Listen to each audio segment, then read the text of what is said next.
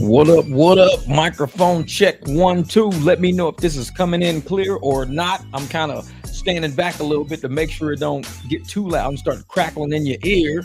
Let me jump over to Facebook real quick. Open up it over here because I don't have it yet. It won't go live until I tell it to go live. Let's see. Okay, I see my little padlock. Let me open up the padlock and go public on Facebook. Bam. Now, welcome all my Facebook people. Come on over to the party over on the YouTube side if you feel like it. What up, my man? Logan, what's good, brother? Let me know if this sound is coming in cool. If it's not, I got to go out and refresh and start back over again. What up, Chris D?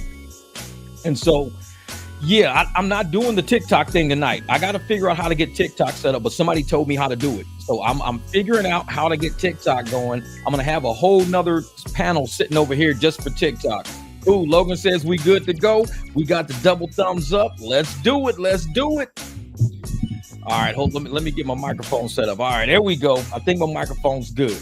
Is this live? Hold up for a second. Is this live or I'm watching something recorded already? Let me know.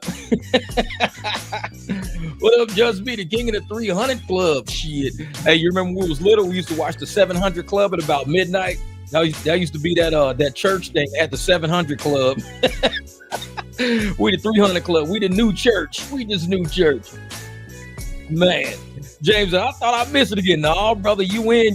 What up, Mango? What up? Christy said, hey, I just found out I can go live on TikTok, which is weird. Only have 327 followers. Hey, Christy, I haven't went live on TikTok yet, so we should probably do it at the same time.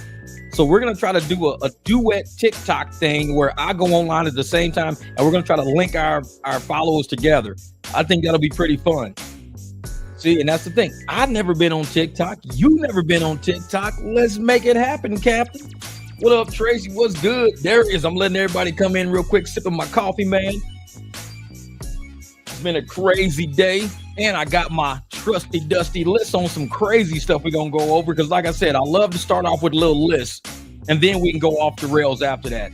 The list only takes me like 15, 20 minutes. After that, we got 2-3 hours. Hey, that's what I'm about to talk about, young boy. You already know. You already own it, brother. Man, and you always know this live stream is brought to you by PAX. Always, because they taking care of business. I got my first PAX update tonight. I haven't looked at it yet, but I saw the notification come through. So I'm going to see what's going on the PAX side after this live stream and let you guys know. Oh, the cookies. Oh, I baked the cookies last night. I got my entire cookie jar is full right now, man. I just baked some last night.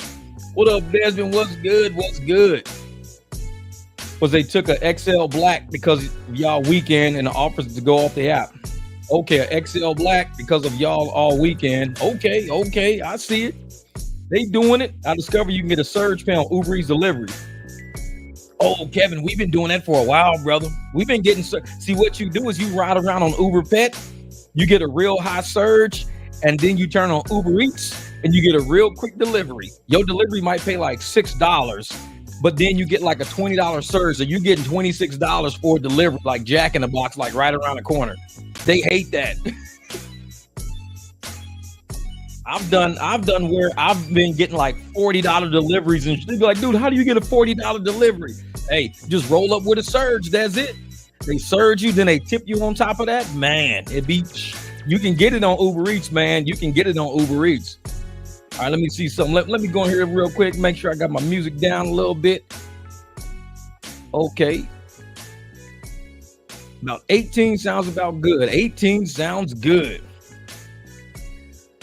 It says, man, when you getting that 2025 X Black 7, man, I wish I see them in traffic all the time, man. I see them X6s and them X7s, man, they be looking good. I saw an M530. It was a big old truck. It was like an X6 or an X7 said M530 or something on the back of it. Man, that's money. That's money. If I get one of those, man, my clients will freak out. I'll pull up in that. They be like, dude, man, these big old 305 rear tires on the back, man. Them X7s is nice. Those are nice cars. I see them on the highway all the time, and they look beefy. They look elegant and beefy at the same time. I like that. What Kev say? I activated my account for Uber rideshare. I go into the hub, and you don't have to take any rides. Exactly. Just go in and just click something. Don't take nothing. Just click something. Man. Oh yeah, them new BMWs, they scream money, man. Hey, they gotta be over 100 grand. They easily about 140. I don't even know how much the X7 costs. I'm just gonna take a wild guess and say 140. I have no idea. What up, Pip Post the Mogul? Thank you for this early super chat, brother. I appreciate that. Do you need a special license to do Lyft and AZ? Nope. We're not like in Vegas. I got a whole video about Vegas and all of the stuff they need in Vegas just to do rideshare. They get paid the same rates we get, but they got to buy all of these licenses and permits and all this. Man, it's crazy. In a state you got to do that to, I think you should be paid a lot more. Because if you're in Vegas and you got your own permits, your own business licenses, county and state and all this shit, you're basically a business on your own. So if Uber's paying you the same thing they paying us in Arizona who don't got none of that, man, that's some sucker shit right there. We got livery licenses and all that out here because we can do our own thing on the side. And I just got my update from Square. All the money I was getting from Square all month. Square sends you an update. I'm like, man, my Square reports are starting to kind of climb a little bit. I'm like, hey, my Square reports are looking good, man. They looking good. This is surge tires. Man, so this is like today I dropped a video today about Uber suing everybody. And I dropped a video, I don't know, weeks ago about the investors in Uber and Lyft asking for transparency. So this is all, like I said, all of this is making sense now to me. It all makes sense. They started out asking for transparency. We want to know what's in your gross fares. Uber and Lyft is dancing around. Oh, yeah, these little protests ain't doing nothing. These protests ain't doing nothing to us. We doing okay. But you guys aren't telling anybody that all your revenues are coming from fees. Your gross bookings are probably down as far as how many people are demanding the rides. But because you're multiplying the fares by 2 and 3 now, it's making it look like you're getting a lot of fares. You're not. So they said, we want to know what's going in that gross bookings fare. We want to know whether or not you guys are really paying drivers what you've been paying them, or are you reducing driver pay, reducing driver incentives, and just leaving everything as a gross booking number, and it's all fees. They don't know what to do. So what they did, and then when they just had their financial earnings statement, they showed in the bottom that they had a $500 million legal charge sitting on it was a liability sitting on deck. $500 million. So now you got the investors asking for transparency. You got a $500 million liability sitting on deck right now. And you got drivers out doing private rides left and right. You got riders asking for private drivers. You got people doing things on their own because we're not making no money on the apps. So you're not making as much money as you used to make. And what happens? Bill Ackerman stepped in. And when Bill Ackerman stepped in, what did he do? He bought all of these shares of Uber. That was the cash injection Uber needed. And you know why Uber needed a cash injection? Because the Democrats didn't win the White House. Where do you think all of these monies was coming from? All the money Uber was getting, all these subsidies Uber was coming from. Where do you think that was? That was coming from the government. Remember, the government gave Uber and Lyft all that money during the pandemic. Where did it come from? All these little plans and programs. These are a bunch of people, tax dollars going into these rideshare companies, tax dollars pouring into them, and them saying, oh, well, what we can do is give the driver surges here and there. We could do this. Now all of that is dried up now. It's dried up. So Bill Ackerman steps in and says, well, I'll invest the money you need since we know you're not going to get it from the government like you thought you were. Remember, because Tony West, he was part of the DOJ. He knows people in the government. He knows how the schemes work in the DOJ. All of this stuff is all linked together. It's all linked together. All these companies right now are about to start running because the money that they were focusing and counting on, Elon Musk and Trump is drying all that up. All these companies that have all these people that they knew and go, oh, I got to hook up in the government. Oh, we got Tony West. Tony West know all the hookups in governments. Tony West know everybody at USAID. He know everybody at the Treasury. He know, oh, we got the hookup. We got Tony West. We in. Trump and Elon walk in. Everybody's like, hey, the money train is dried up, y'all. So Tony West is not really that. He ain't that good chess piece no more. He ain't that chess piece. So now Uber is scampering. All these apps are scampering right now. Where we going to get money from? Where we going to get money from? Uber, for the first time, they're suing drivers, doctors, they're suing attorneys, they're suing insurance companies, they're suing DoorDash. They got Bill Ackman throwing a huge chunk of money at them. They running scared right now. Everybody knows these apps are running scared right now because the money they thought they was gonna have sitting there if the Democrats would have won, it ain't there now. Checkmate. Trump and Elon walked in. Checkmate. And now what? Exactly. All the illegals that were going to be still driving here because if the Democrats would have won, we'd have all these illegals on the apps. And now that none of this is going the way that they thought it was, it throws a wrench into all of their shit now. So they sitting around going, damn, how are we going to keep the apps running and keep taking all these people money in on this scheme we've been running? We've been running a cool scheme. We've been getting tax dollars. We've been having illegals. We've been doing, we had Tony West on the hook. We had him knowing all of us people in the government. We were giving politicians money because we already know they paying politicians. We were giving politicians money. And now all these politicians are like, well, you can't wire transfer me no money no more because I can't wire transfer you no money no more. So we don't have these off-seas and overseas accounts. They drying all that up. The money train is drying up. People don't understand how deep this shit went. The money train is drying up. When you got Uber suing doctors, drivers, attorneys, insurance companies, DoorDash, Uber is going nuts right now because they done took in all these people money. All these people money they took in with these promises of, hey, we got, because they had Tony West on the hook. They had the American taxpayer paying all of these shareholders through little loopholes they was doing. We were the ones carrying Uber and Lyft with our tax dollars. And now that it's not there no more, what are they doing? They're screwed right now because shareholders are like, you need to show us some transparency. Show us what's going on. They freaking out right now. They freaking out. Now, don't let, the White House start investigating major corporations because these are two major corporations that are really involved in our everyday life. They're almost like public transportation. So if they start investigating these companies where they're getting money from and they start seeing wire transfers from different government agencies to certain people involved in certain corporations, this is going to get deep. Because once you find offshore accounts, you find that offshore account and you say, okay, there's an offshore account that a lot of money is going to. Okay, who's the beneficiary of that offshore account? Now you see money going to all these random people. What if they're all linked into places like Uber and Lyft? Like, wait a minute. So Uber and Lyft was getting money. We would send money over to Iran. We'd send money over to Pakistan. We'd send money over to Germany. And Uber and Lyft would get money out of that money. Why?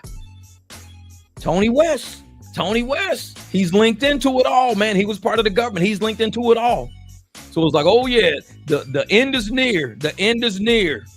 And we all said, wow, I just put some stuff on my Facebook about Elon Musk just went through and he found, I think it was like 39 million people. I don't know. Let me look at something real quick. I think I got it on my phone.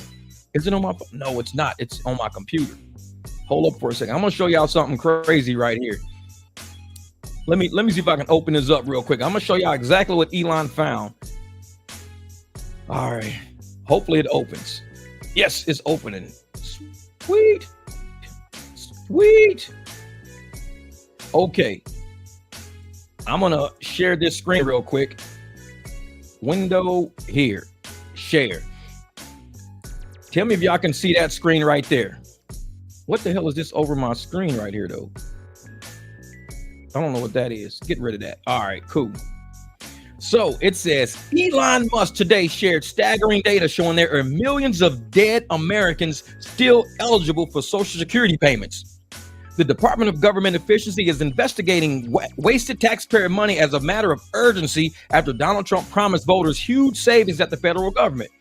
Musk posted on a chart X showing that there are more than 20 million Americans listed over the age of 100, including 3.9 million in the age of 130 to 149.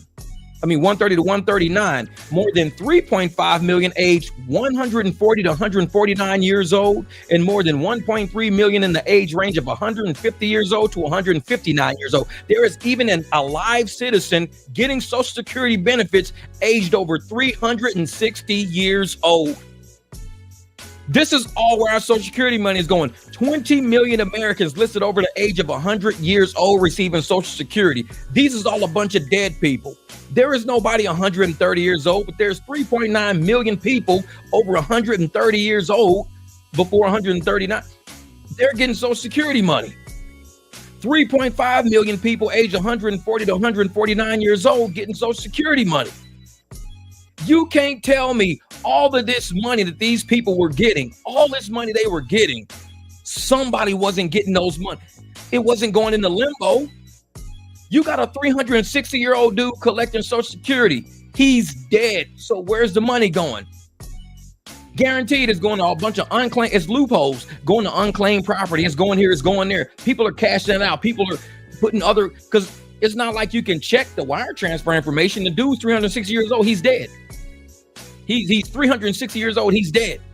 So the wire transfer information for him is not his account. He's dead. He probably never even had a bank account. He's 360 years old. So who's the beneficiary of that wire transfer?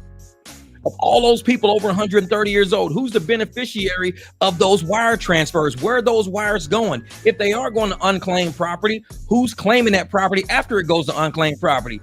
These are a lot of people that are getting money all over the world. This money ain't just dropping off in limbo. They're not just dropping off in limbo. Somebody's getting this money. Oh, all that money was going to Hunter Biden's laptop. Exactly. So if you're involved in government, and you know this is because you cannot be working in government and be a complete idiot. You just cannot be a complete idiot auditing your monthly records and your monthly statements, seeing ages of people, names of people, dates of people, seeing things go out, and this 150-year-old dude is not cashing a check. And you like, why is this 150-year-old dude never cashing these checks? We got a whole bunch of checks that are not cashed from this 150-year-old dude, because dude probably died when he was 56. So the last 100 years, this dude ain't been cashing checks. You ain't caught that yet? Are you an idiot? You ain't caught that yet? No, because it was never set up like that. It was set up for somebody to be the beneficiary with all of that money. Somebody was the beneficiary. Somebody been making money. Look in Washington, D.C. right now. There's a lot of houses for sale in Washington, D.C. right now. A lot of them went up on the marketplace. A lot of them went up on Zillow, right? It's a lot of people trying to say, hey, man, look at the search engine. They had a joke about the search engine. The search engine said, the two searches that were skyrocketing in Washington, D.C. was searching for attorneys and searching for the word statute of limitations. So a lot of people been doing a lot of shit out there. So if the keywords that were more searched in Washington, D.C. over the past couple of weeks were attorney and also statute of limitations, because people know something is going on. You have to be a complete idiot to say, ain't nothing going on. Ain't nothing going on. Ain't no proof for that. You're a complete idiot to not see something going on. Why do you think they were so adamant about blowing Trump's head off? I mean, they're going to kill this dude. It ain't even about a vote. They want to kill this dude because they know he's going to do exactly what he said. And not only that, everybody around him. Trump has a team of at least 200 people you don't even see. He's got a team of at least 200 people you don't even see. You don't even know. They sitting at home right now. They sitting anywhere right now, and they getting their shit together. They getting their evidence together. If you think you see Elon, you only see Elon. If you think you see Vivek, you only see Vivek. If you think you see JFK, you only see RFK. But there's over 200 people Trump got on his team you don't even see. That's the ghost in the machine right there. They got the ghost in the machine. So we just sitting back watching. You cannot deny the facts. So when everybody's putting the facts out, they're dropping the facts and everything. They're like, hey, we got the facts right here of where all your Social Security money is going. Social Security don't have to dry up. Why is Social Security drying up? It's not drying up. It's dying up. Everybody who's getting money out of the Social Security program have been dead and long gone. So where is this money going, and how many years has this been going on? Oh, we just getting started, y'all. We just getting started. This is about to get started, man. This is going to be good. And I want people to go to be indicted. They need to get so much information that where they can't back out of it. There is no pardons coming for none of these people. Biden didn't pardon none of these people. He pardoned himself, and he pardoned all of his buddies because they probably got kicks from USAID. We already know USAID funded the Wuhan lab. We know that for a fact because they showed the US aid going to the Wuhan lab. Guess who was involved with that? Fauci. They know that already. So now we sitting back just waiting to see who's going to get indicted. I'm looking at the Uber situation, like Uber is suing a whole lot of people lately. Uber suing a lot, man. Uber got $500 million on deck for a liability. And now they got Bill Ackman stepped in trying to say, hey man, I'll put a Band-Aid on it. You guys got cut, I'll put a Band-Aid on it. And now Uber's like, we're going to sue DoorDash. We're going to sue these people. We're going to sue. I'm telling you, just like when I put my videos out last August about Tony West, I told everybody, keep your eye on this guy. Keep your eye on this guy. I said that in August before he was even on Kamala's campaign. I said, keep your eye on that guy. Next thing you know, the guy I made a video on, Tony West, was involved in a Democratic campaign. I said, keep your eye on that guy. In August, in July, he got on that campaign and I was like, what did I tell you? Didn't I tell you it was something fishy about that? These are a bunch of attorneys, Obama, Tony West, Kamala. They are all attorneys. They all got legal loopholes. They all know shit. What up, Greg? Oh, yeah. And all them gold bricks is coming back from Europe. Oh, yeah. Oh, yeah. And speaking of gold, you know, they caught one of these people on, they caught one of these Democrats, one of the leaders or whatever involved in the government. They caught one of them on audio, caught one of them saying, we need to start transferring as much money out as we possibly can. Elon's coming for us. Transfer as much money as we can. Start throwing gold bricks off the Titanic. That's where the gold comes from. Start throwing gold bricks off the Titanic. They caught him saying that. Why would you say that if you're innocent of everything? Why would you say that if you're not guilty of nothing? Why would you say, let's start throwing gold bricks off the Titanic? Why would you say that if you're innocent of everything? Common sense, folks, common sense. There's a lot of people out there without it. They're making up. There was one dude on my TikTok. Well, there ain't no evidence of this and this. I'm going to tell you right now, if you got anybody on your path right now saying, well, Elon's doing something bad, you know, there's no evidence, stop talking to that person immediately. Just stop. Because that person's going to dumb you down and make you feel so stupid when you start trying to explain to them like they're 6 years old, things that are clearly in front of us.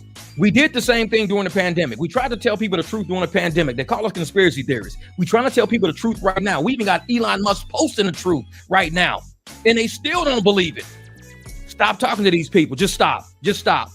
Some people, like I said, not everybody's going to leave the dock with you. Leave these motherfuckers where they are. Stop talking to everybody. And I know people want to have debate. Cool, have debate. But you cannot talk to stupid people. It's impossible. For everything that you prove, they will have something else. Well, Elon was born in South Africa. This ain't got shit to do with it.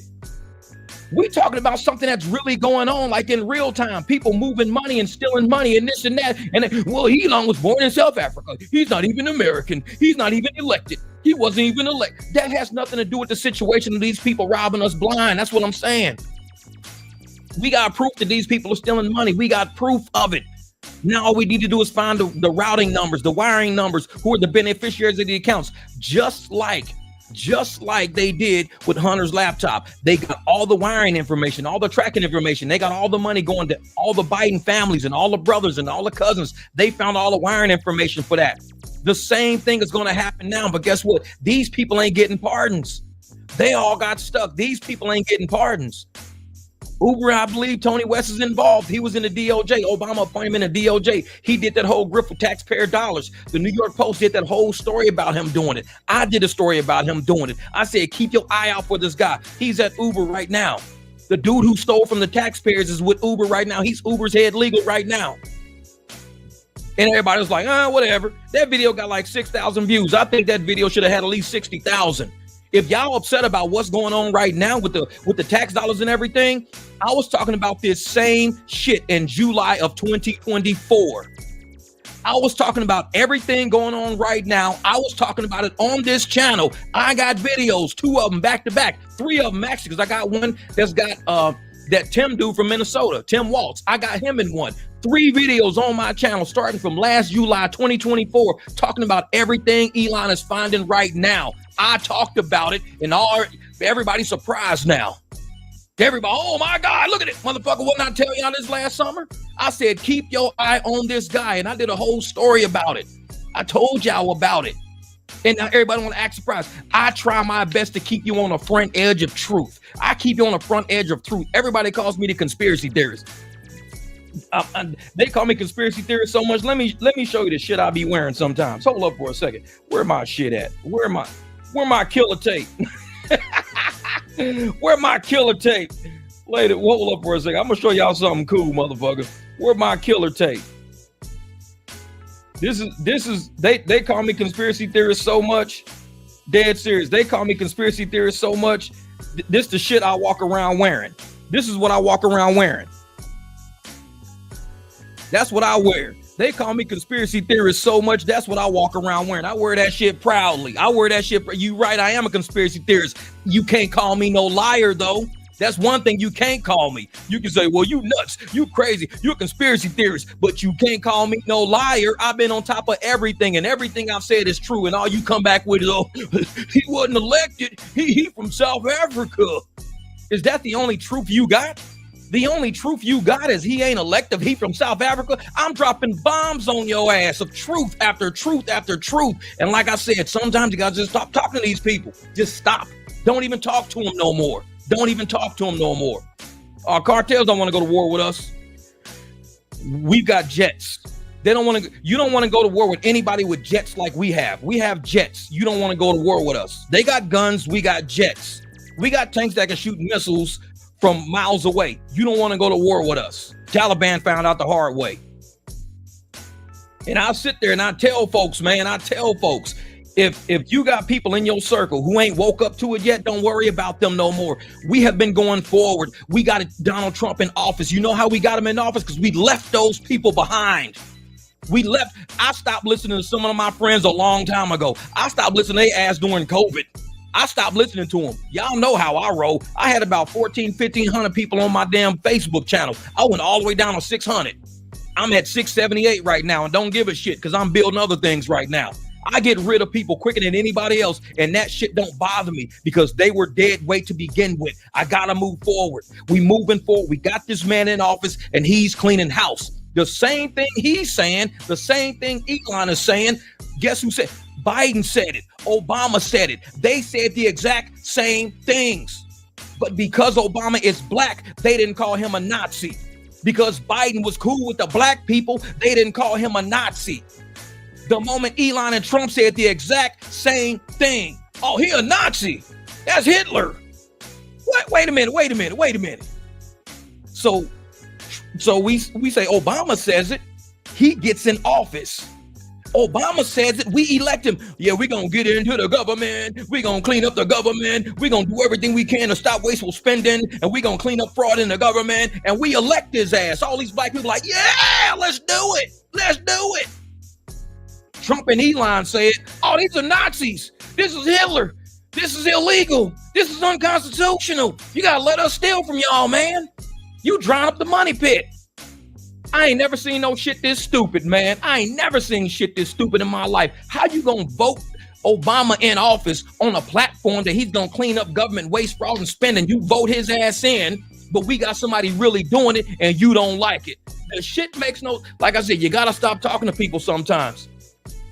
These motherfuckers is almost bipolar. They sit there and they say they want something. And when you really give it to them, be careful what you ask for. Be careful what you ask for.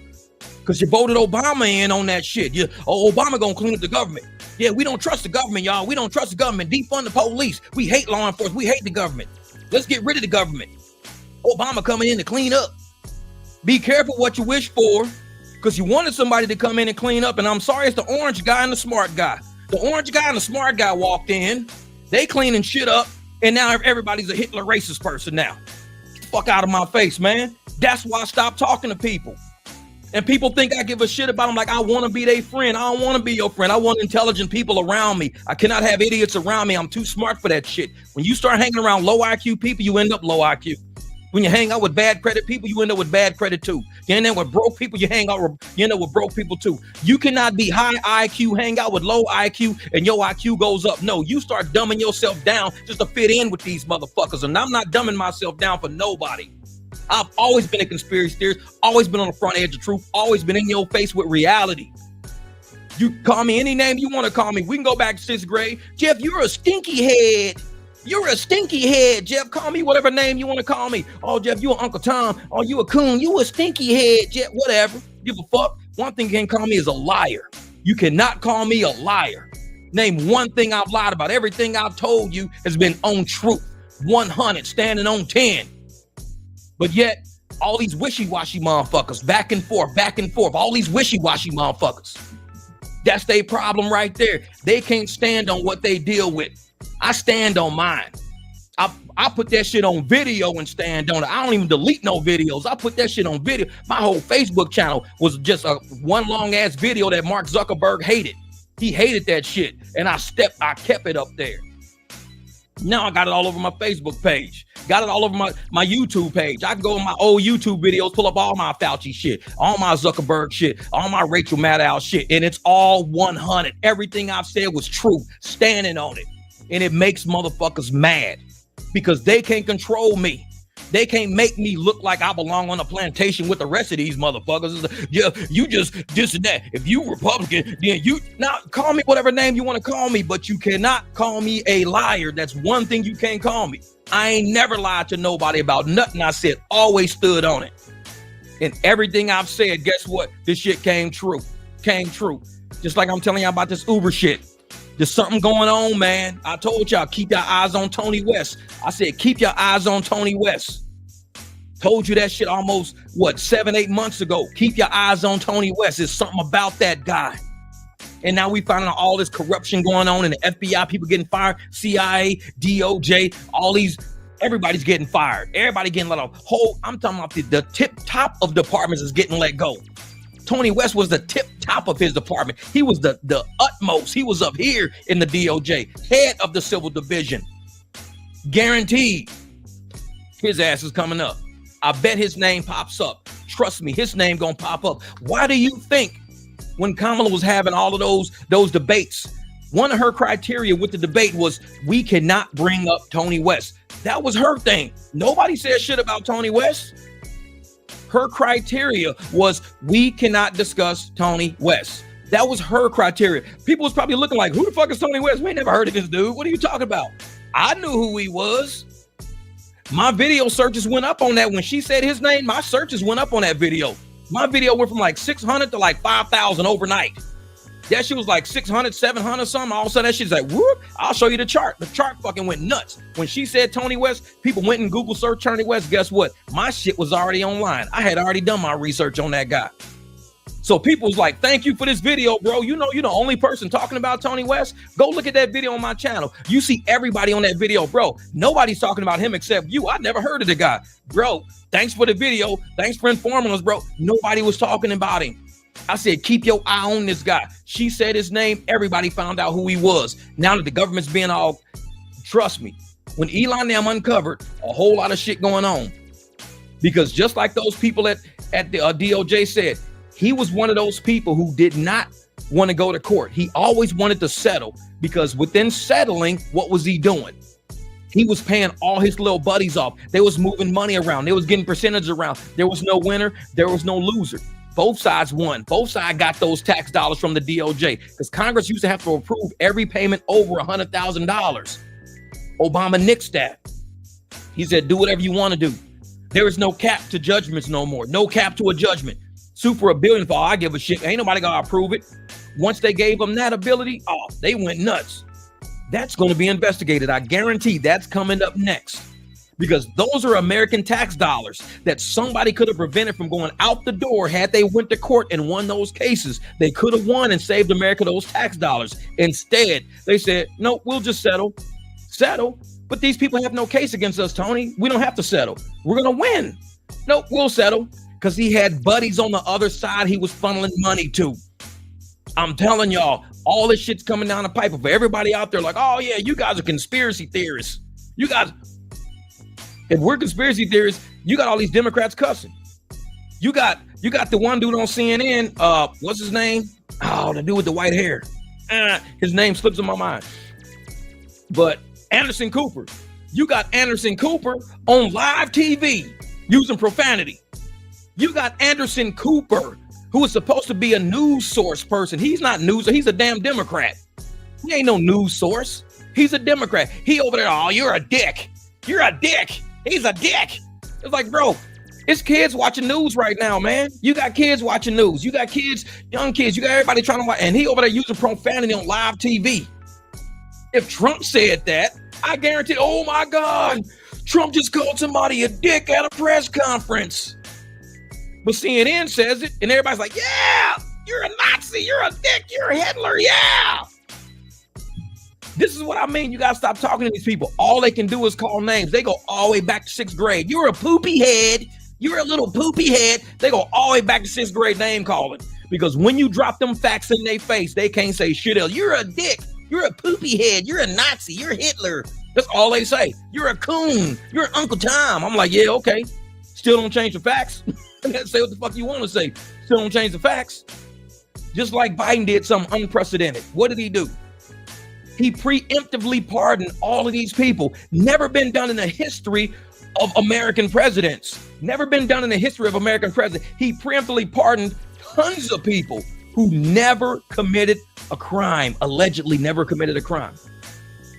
You telling me if you never committed a crime, you never allegedly committed a crime, what are you getting a preemptive pardon for? I mean, I'm not stupid. I'm not an idiot. You can't sit there and say, well, just in case. Just in case what? Motherfucker, did you speed one day? Did you jaywalk one day? What am I pardoning you for?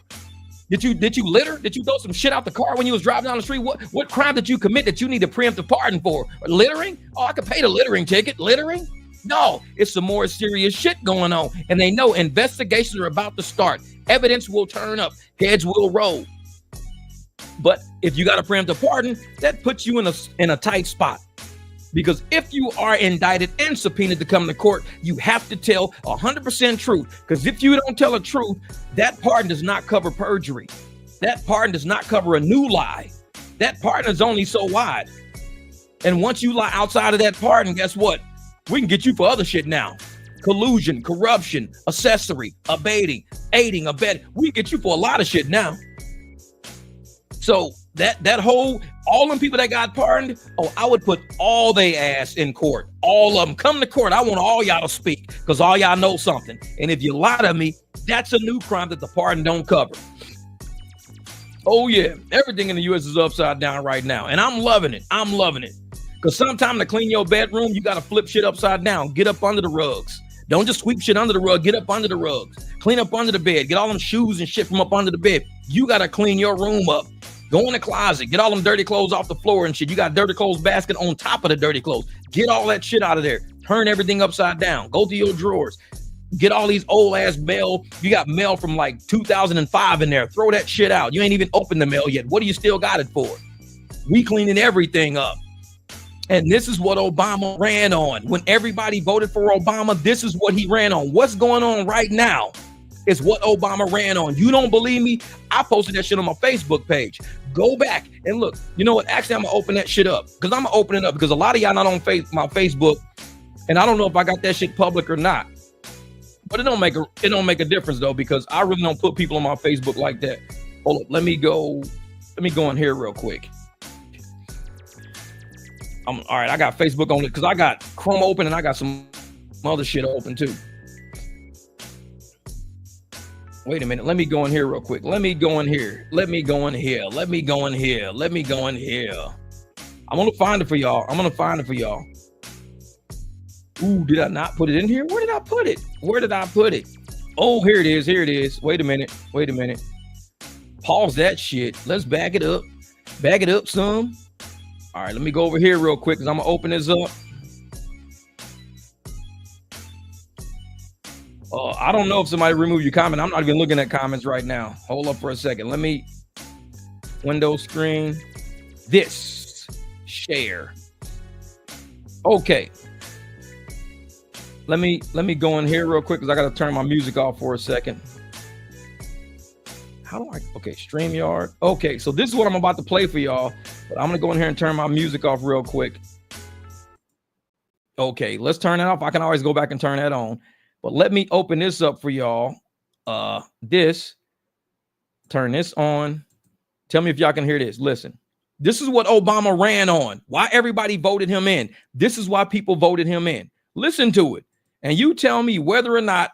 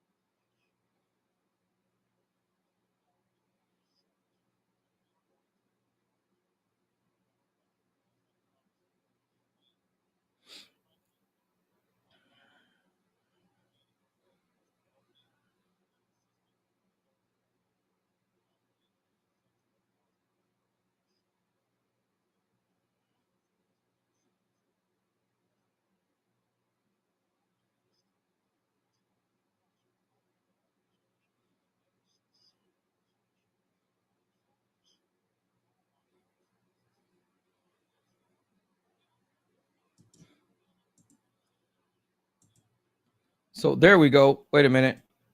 There we go. Right there. So y'all heard it from their mouths. Y'all heard it from their mouths right there. Oh, man. Y'all couldn't hear it? My bad. My bad. Hold up for a second. Let me see. Wait a minute. Let me go back in. I'm going to do this again. This time I'm going to do it from, I don't know why I won't do that shit. Y'all tell me again. Let's try this again. That kills me. Damn it. I can't stand these goddamn computers. Hold up for a second. I'm going to do it all over again because y'all got to hear this. Y'all got to hear this. All right. Well, I can't rewind it. This is what I'm going to do because somebody just gave me an idea. We can hear it from the headphones. This is what we're going to do. We're going to do it from the headphones. All right. Let's go in here again. Appreciate y'all telling me how we can hear it again. Okay. Wait a minute. Let me go down here. We're going to get this right, y'all. We're going to figure out this live streaming shit one day. We're going to have a flawless live stream one day. Wait a minute. Okay. Let me open this again. Pause. Quit it, man. Let's see. Open. Dang it. Pause. Wait a minute. I'm about to show y'all on my screen. I'm finna show y'all. Give me a minute. I'm about to show y'all because y'all need to see this. You need to see this. What up, Bighorn Kev? Bitcoin Kev. All right. Share screen. Window. This. Share. Let me make sure y'all can see it. Okay. Y'all can see it. All right. Bet. This is what I'm about to do. Y'all finna hear this. Listen to this. Wait a minute. Let me go and turn the music off real quick. Oh. Yeah, let me go in here and turn this music off because I want y'all to really hear this, man. This is important stuff right here. All right, here we go. Listen. Budget reform is not an option. It's a necessity. The American people are entitled to transparency. We can't sustain a system that bleeds billions of taxpayer dollars on programs that have outlived their usefulness or exist solely because of the power of politicians, lobbyists, or interest groups. They're entitled to be able to figure out where their dollars are going, and they're entitled to accountability to make sure that we're using the dollars for what we said it was for. We are going to go through our federal budget, as I promised during the campaign, page by page, line by line, eliminating those programs we don't need and insisting that those that we do need operate in a sensible, cost-effective way. What should be easy is getting rid of the pointless waste and stupid spending that doesn't benefit anybody. We hope to be instilling an entire new culture that not only our administration, but every succeeding administration will in fact pursue. No amount of waste is acceptable, not when it's your money. We all the government. So that right there, I did that for all the Democrats. That was your guy. That was Obama. That was Biden. I did that for all the Democrats out there. I did that for y'all because y'all want to say that we don't show both sides of the story. So to sit up there and to hear them talk about exactly what Elon and Trump is doing right now, to hear them talk about that, we're going to go line by line. And all these black, yeah, let's vote Obama in. He finally finna clean up the government. He finally finna show us how these people is lying, where these people is taking our money. He finally finna show us. Let's vote him in. We finally got somebody who ain't a politician. We got somebody who's coming in like a wrecking ball, cleaning up. Elon and Trump did it. Look at Hitler. Look at Nazi. This is unconstitutional. This is illegal. They gonna steal our information and they gonna take all of our social security numbers and go on eBay and buy shit off of eBay with our social security numbers. That was Biden.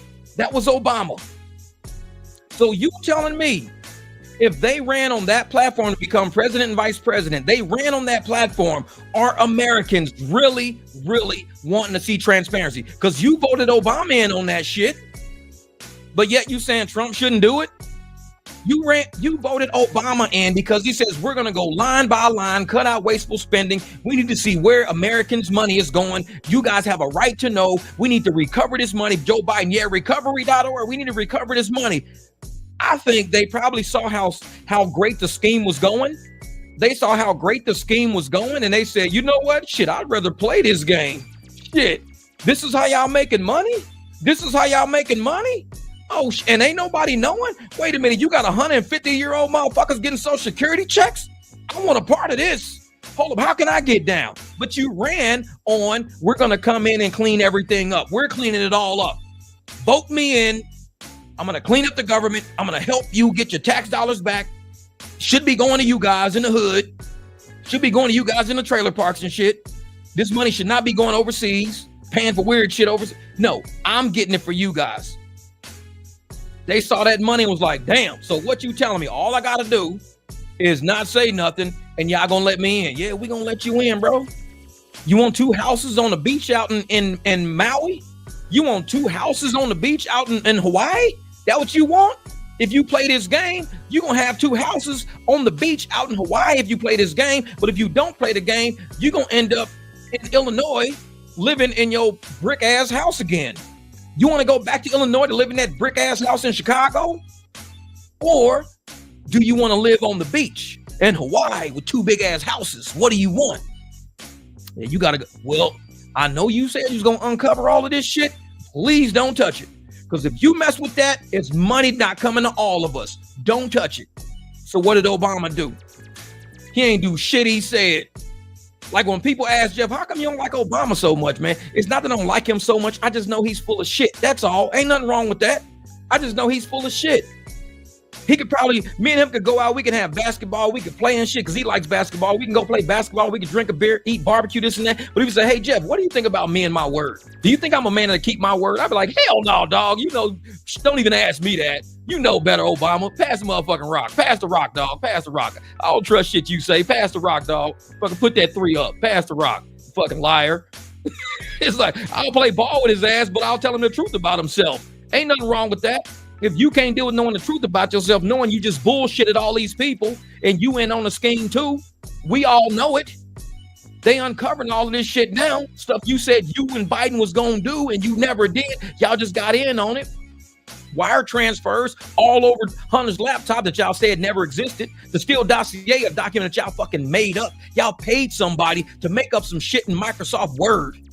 Y'all paid somebody to make up some shit in Microsoft Word to say Trump is in bed with the Russians. Here's a document proving that. Y'all type that shit up in Microsoft Word. Even Hillary admits it now. Yeah, we made that up. The Steele dossier was fake. It was fake. People in the FBI even said, yeah, we typed that shit up Microsoft Word. That shit was fake. We put letterhead on it. It was fake. They even admitting that shit. And Democrats still sitting around like, yeah, man, they honest, man. They more honest than Trump. Like I said, you got to stop talking to people, man. You got to stop talking to people sometimes. When you see people stuck that deep in the hole, you got to just walk, man. Walk. Let them sit in their own misery, in their own land of make-believe. Because we've moved on. We moving towards truth. We got Trump in office because we moved on from the bullshit and lies. We moved on. And now that we moved on, we're doing exactly what Obama said he was going to do, because his lying ass wouldn't do it. And everybody's mad. Maxine Waters mad. Everybody who voted his ass in is mad. Chuck Schumer mad. All these Democrats mad. But y'all voted Obama in for the shit he said he was going to do. And yet it took Elon and Trump to do it.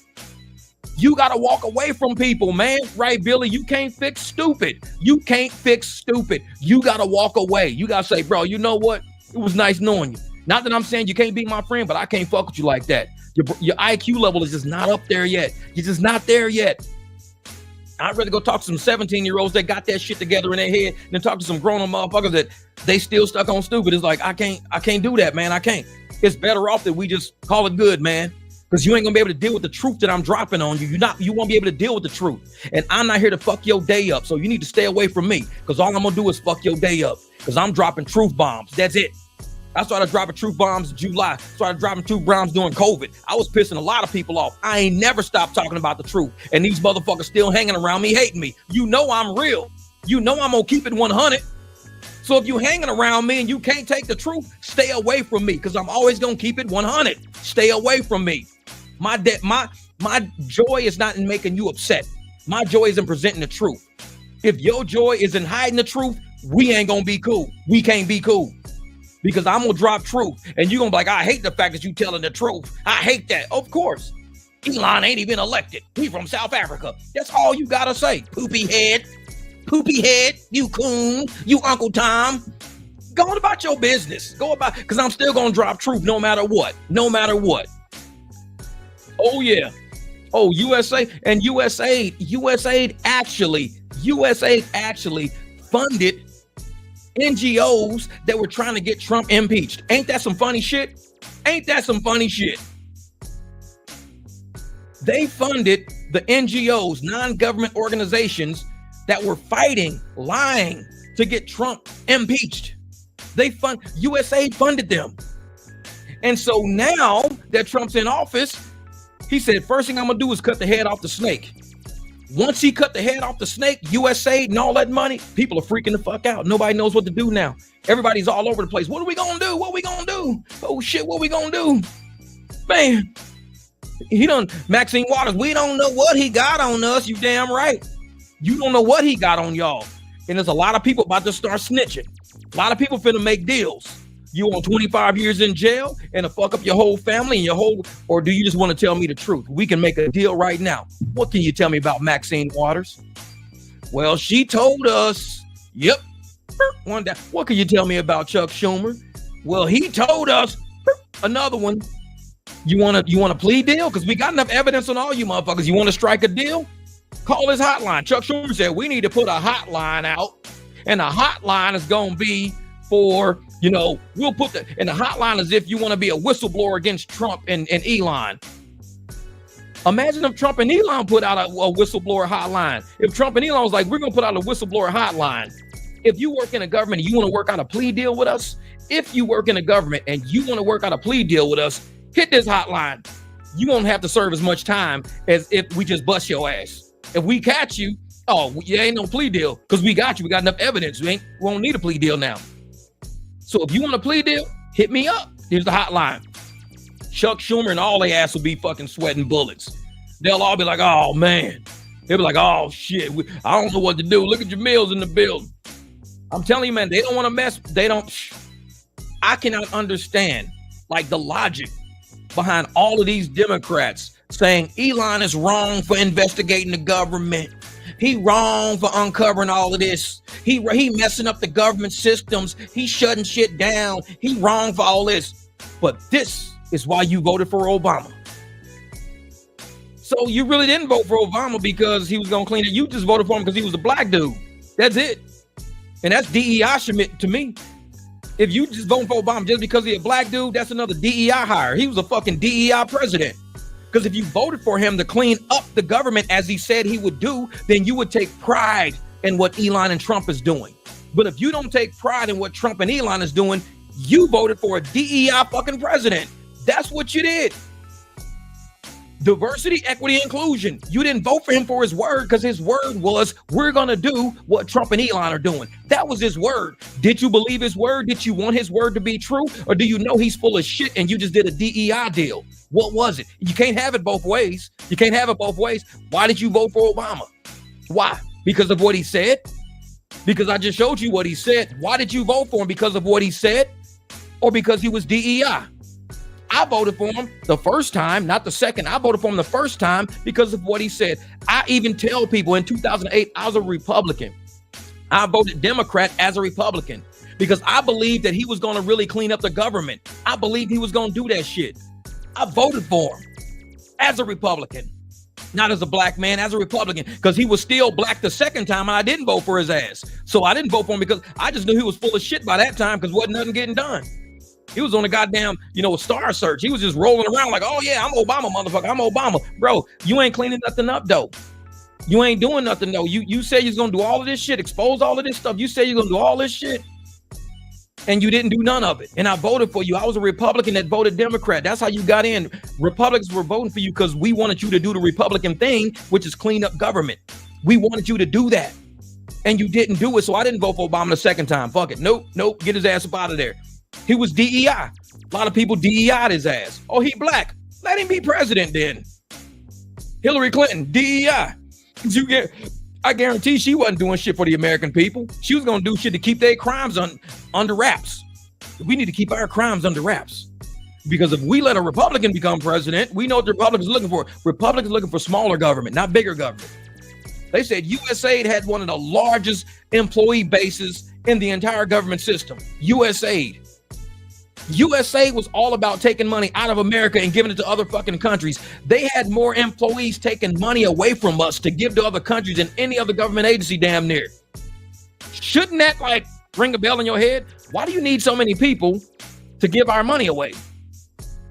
I mean, all these people getting kicked. Can we afford that? Can we afford to give money away? Can we afford to not only give money away, but can we afford to hire all these people to give money away? Everybody want to bitch about Elon. Oh, Elon just hired people and it's costing him $1.4 million to hire these people. It cost Elon $1.4 million that he invested into a team. That's probably saved us over $300 billion right now. Do the math, Democrats, do the math.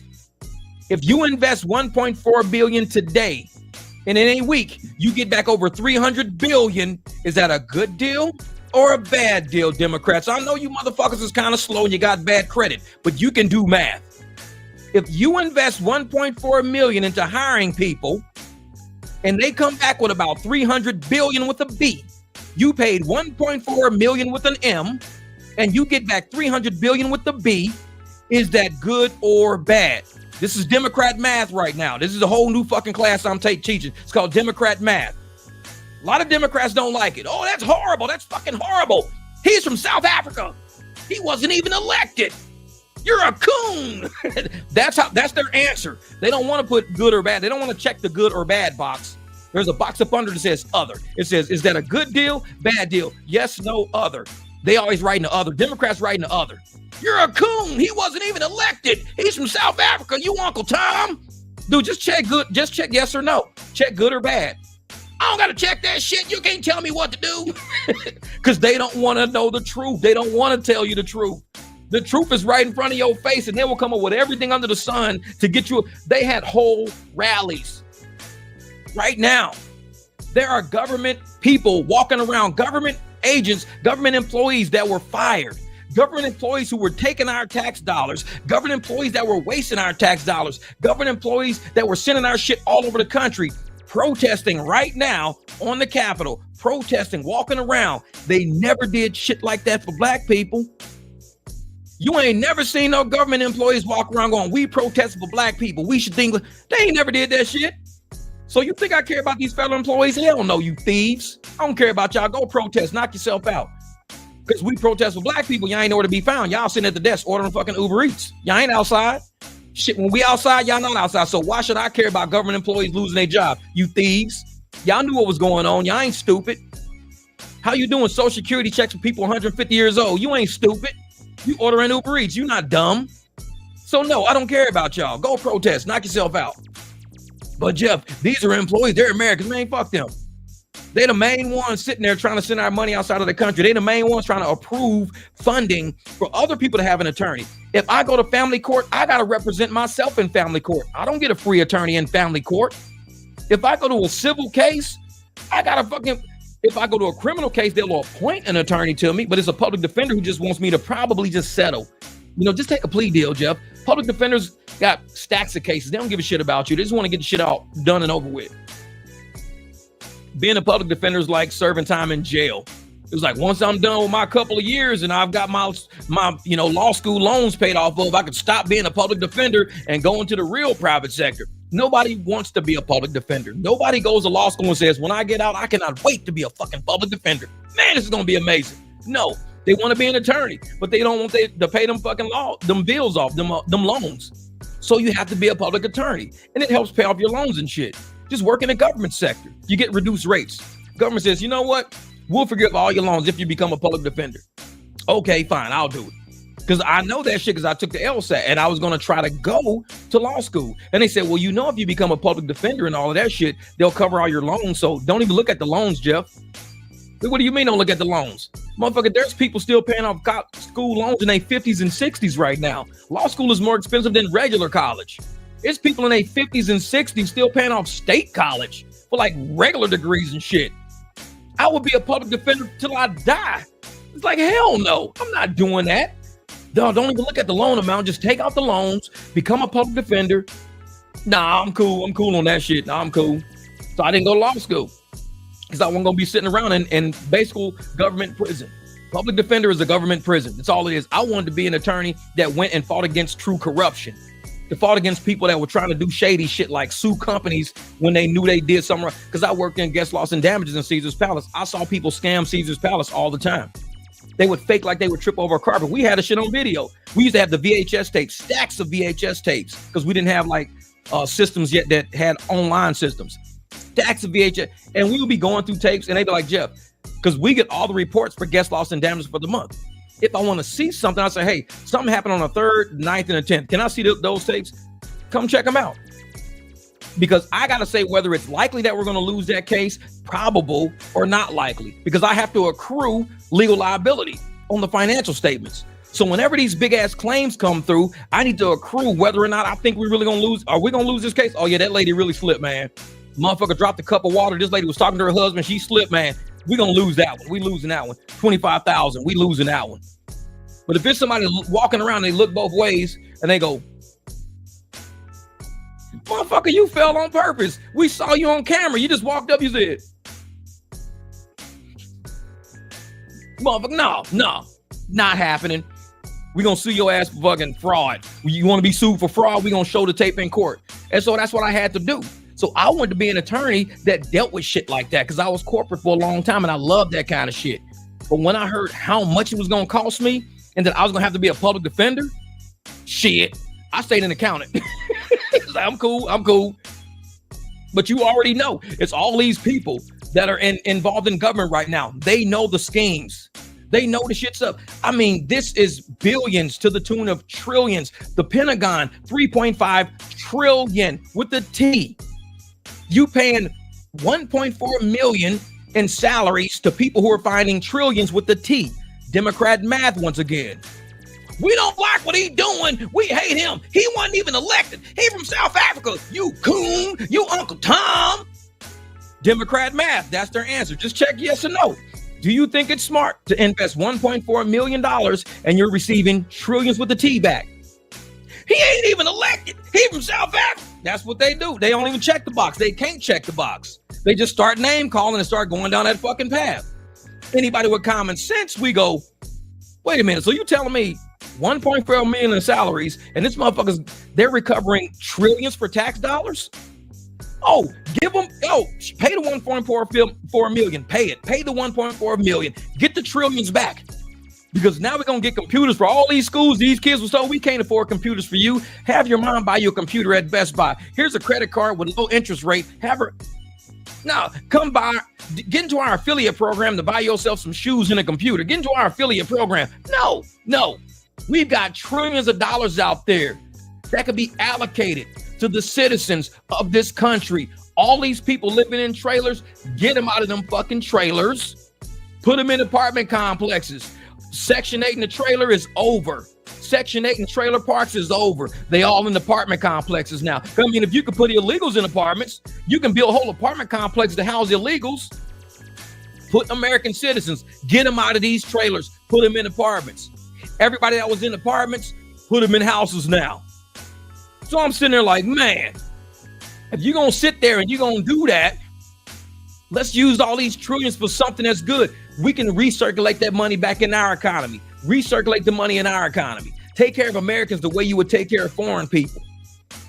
By the time Elon done, I want to drive through whole Phoenix and be like, dude, what happened to all these trailer parks out here? Oh, they crushed them all. All them trailer parks are gone. They relocated all these people to apartments. They relocated people to housing, like people with 3-4 kids. The kids have a yard to play in now. They can go get a pet dog at they look in Craigslist, dog to free home. They can go get the dog to a free home now. I mean, they live in the American dream now. They got a house. They got a dog. They can invite friends over. They live in the American dream. We selling the American dream to everybody else except Americans.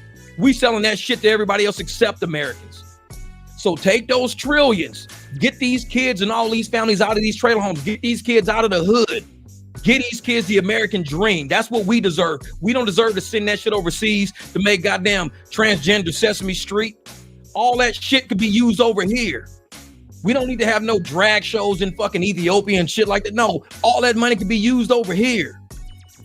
The American dream is for Americans. That's what it should be for. I hope Elon gets all this money. I hope he finds it all. And I hope all of these states says, we're going to start a program now. Since we can do this shit for illegals, let's do this shit for Americans. Let's go ahead and put out a program. You get in a house. You get in an apartment. You and your wife get in a condo now. We're going to give you very, very low interest loans now. You want a house? 2% interest. You want a condo? 1.5% interest. This is how we do. This is how we do Americans. And I'm sitting there like, we got 6, 7, 8% interest on shit, but we're giving away money like hand over fist. Like we could just make this shit up. And that's what we've been doing. I mean, when you got 150-year-old people still getting Social Security, you got what? Almost 30, 40 million people getting Social Security who are dead, been gone. Where's that money at? Where's that money at? That money should be put right back into our communities. I live in South Phoenix.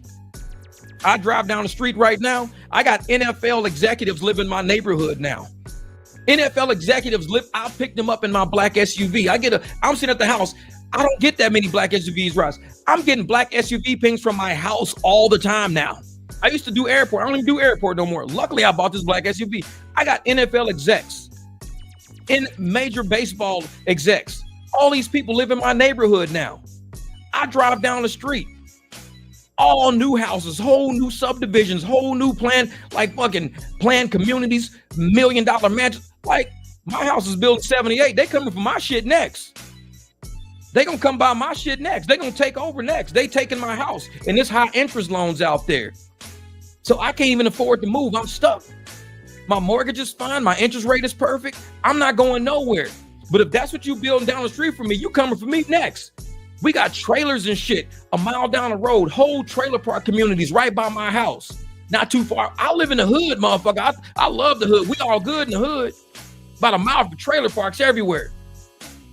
But right down the street from the trailer parks, all them $1 million houses, all them master plan communities, all them brownstones and nice bricks, and all that shit's creeping towards us now. It's all coming down the mountain and it's creeping down our streets now. With the interest rates working out, I can't afford to leave my house. I can't afford to move. If you tell me, well, Jeff, we're going to give you a 6-7% interest loan, I'm paying $1,500 a month. Well, $1,600 a month, $1,600 a month for an 1,800 square foot house on the fucking corner. I could park 12 cars on my property, plus got a backyard with a swimming pool. I'm doing okay. But for $1,600 right now, I can't even get a 1-bedroom apartment. This shit's too much. It's too much. So why don't you use all that money we giving all these people out there? Give me a lower percent interest loan and say, Jeff, we're going to keep your house $1,600. We just want to buy your house off of you. We knock it down, give you a spot for you and your dogs about the same space. We're gonna give you can park all your fucking ragged ass cars wherever you want to park those dusty motherfuckers. And we're gonna give you a different place to live so we can knock that shit down and build some new houses, because everybody on South Mountain wants to live near South Mountain. They want to live near the airport. They want to live near the baseball stadium. Because I live in a prime place. I love living here. I move my hand like Trump and shit. This is very great. It's very nice where I live. It's like the most beautiful. It's like the best community ever. You know, I'm moving my hands like Trump, motherfucker. I'm turning into Trump in this bitch. No, but for real though, I love living in this motherfucking neighborhood. I live right by the airport.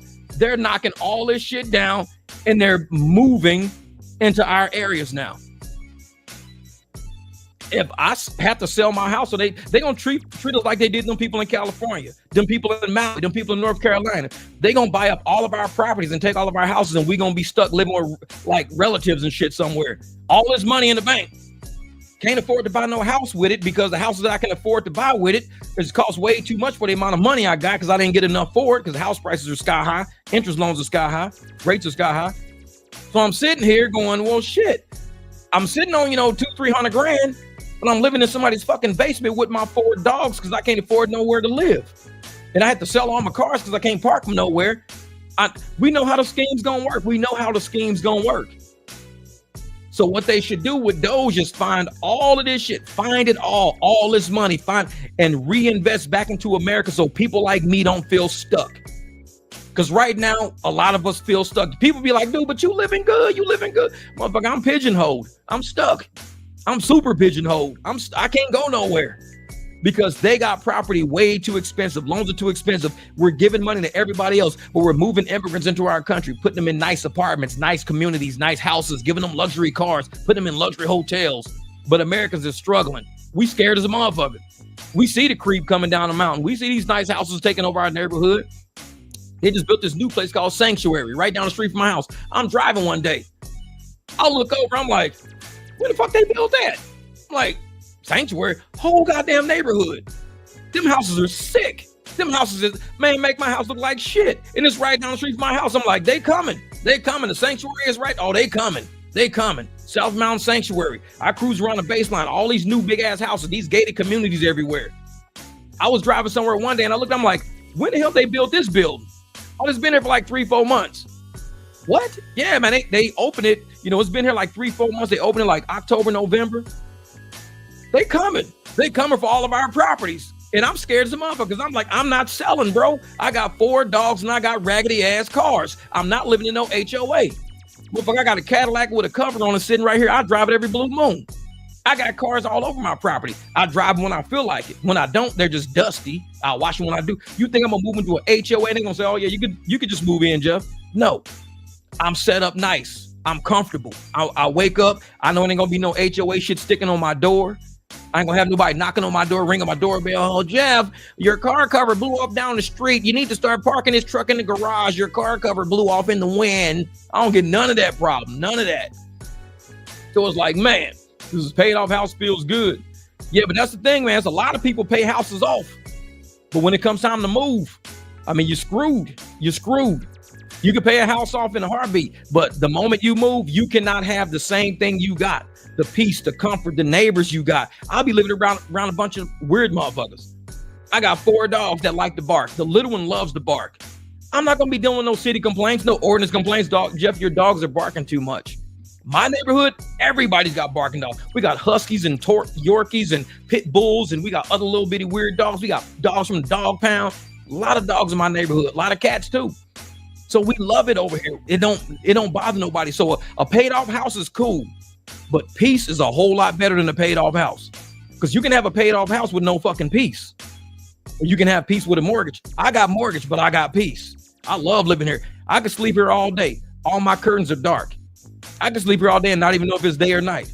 My neighbors don't ring my doorbell. My phone is on silent. When I wake up, I text people back whenever I do. I have peace. Some neighborhoods, you don't got that. You got motherfuckers racing down the street.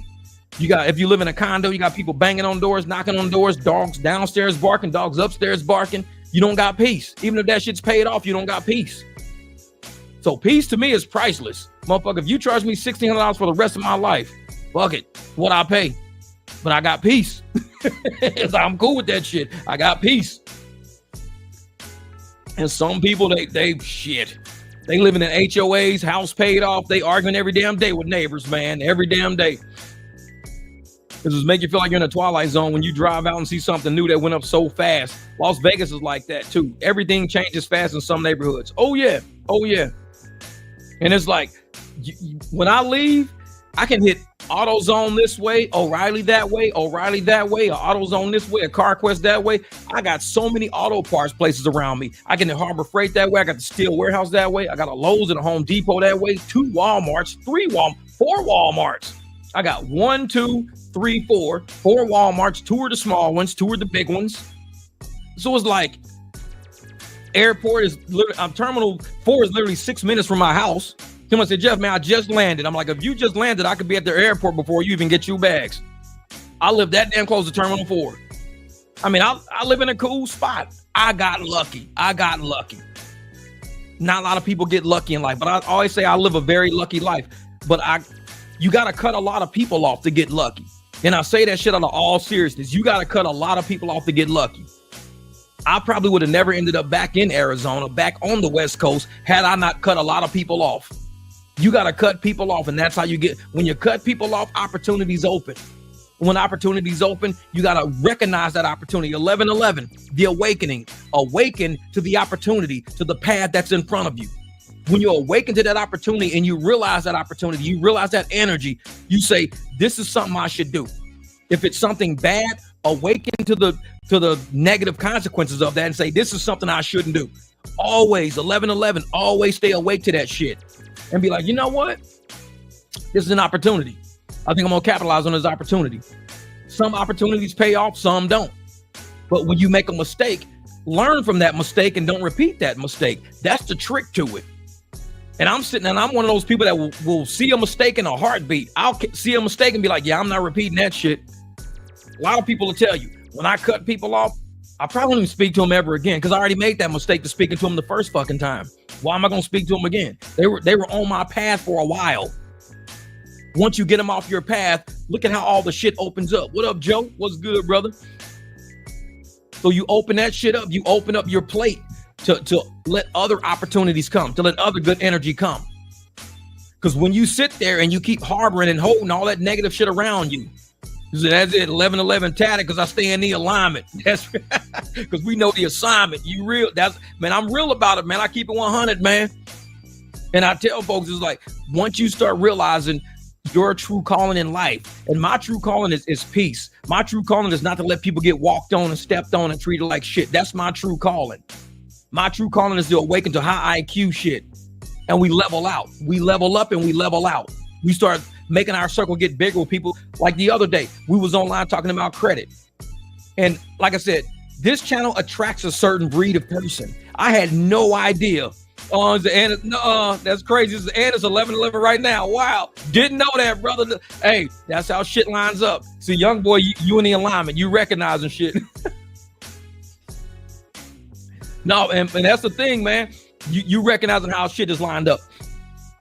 Yeah, 9/11, motherfucker. Yeah, it's 11:11 where he at. But see, and he came in with that because I was talking about 11:11 without even knowing what time it was. It's 9/11 here.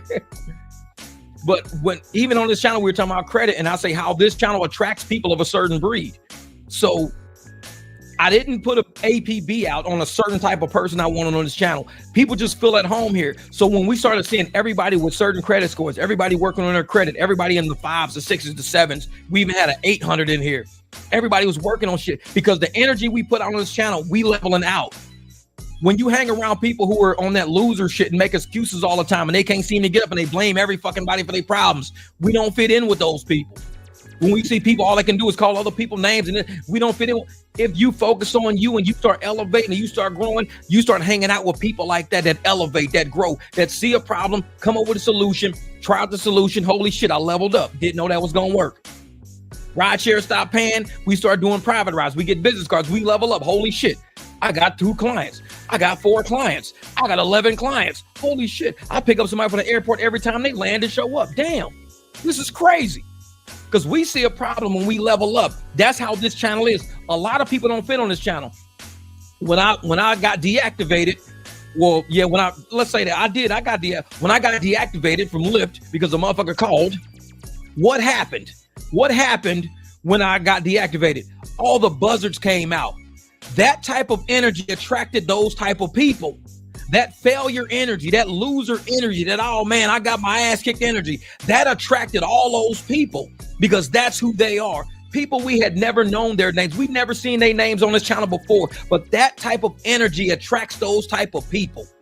When we doing well, when we making $600, $700 days, them people ain't nowhere to be found because that energy don't attract those type of people. Losers are attracted by loser energy. So the one day I lost, the one day I got deactivated, the losers came out. All the losers, man, that video went fucking viral. All these fucking losers came out. Yeah, I'm glad, I'm happy. Because only a loser would be happy to see somebody losing. A winner hates to see somebody lose because the winner's like, man, I'm trying to help you win, bro. Man, hey, what can I do to help you win? Can I patch you in with somebody? Can I transfer you a ride? What can I do to help you win, man? But that day, all the losers came around and made that video go viral because all them people are fucking losers. To this day, you ain't seen none of them around because they saw, I really won. That shit pissed them off to see a winner. It pisses them off to see a winner. But everybody on this chat, everybody on this channel, everybody add to this channel, that's that winning ass energy we get. And we see somebody win and we say, we know the potential. We know the potential. I could win. If this dude could win, I could win.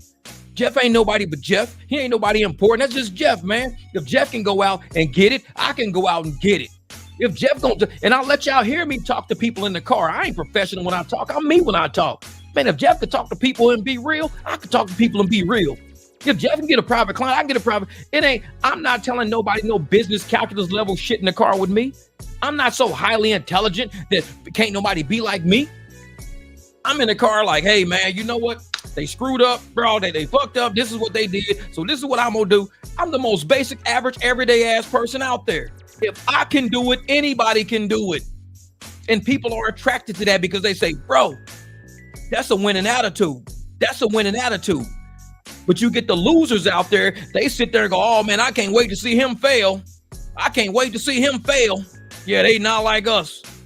I can't wait to see Jeff fail. I can't wait to see him deactivated. I want this shit to catch. I can't wait to see him wreck his car. Them is losers with loser mentality.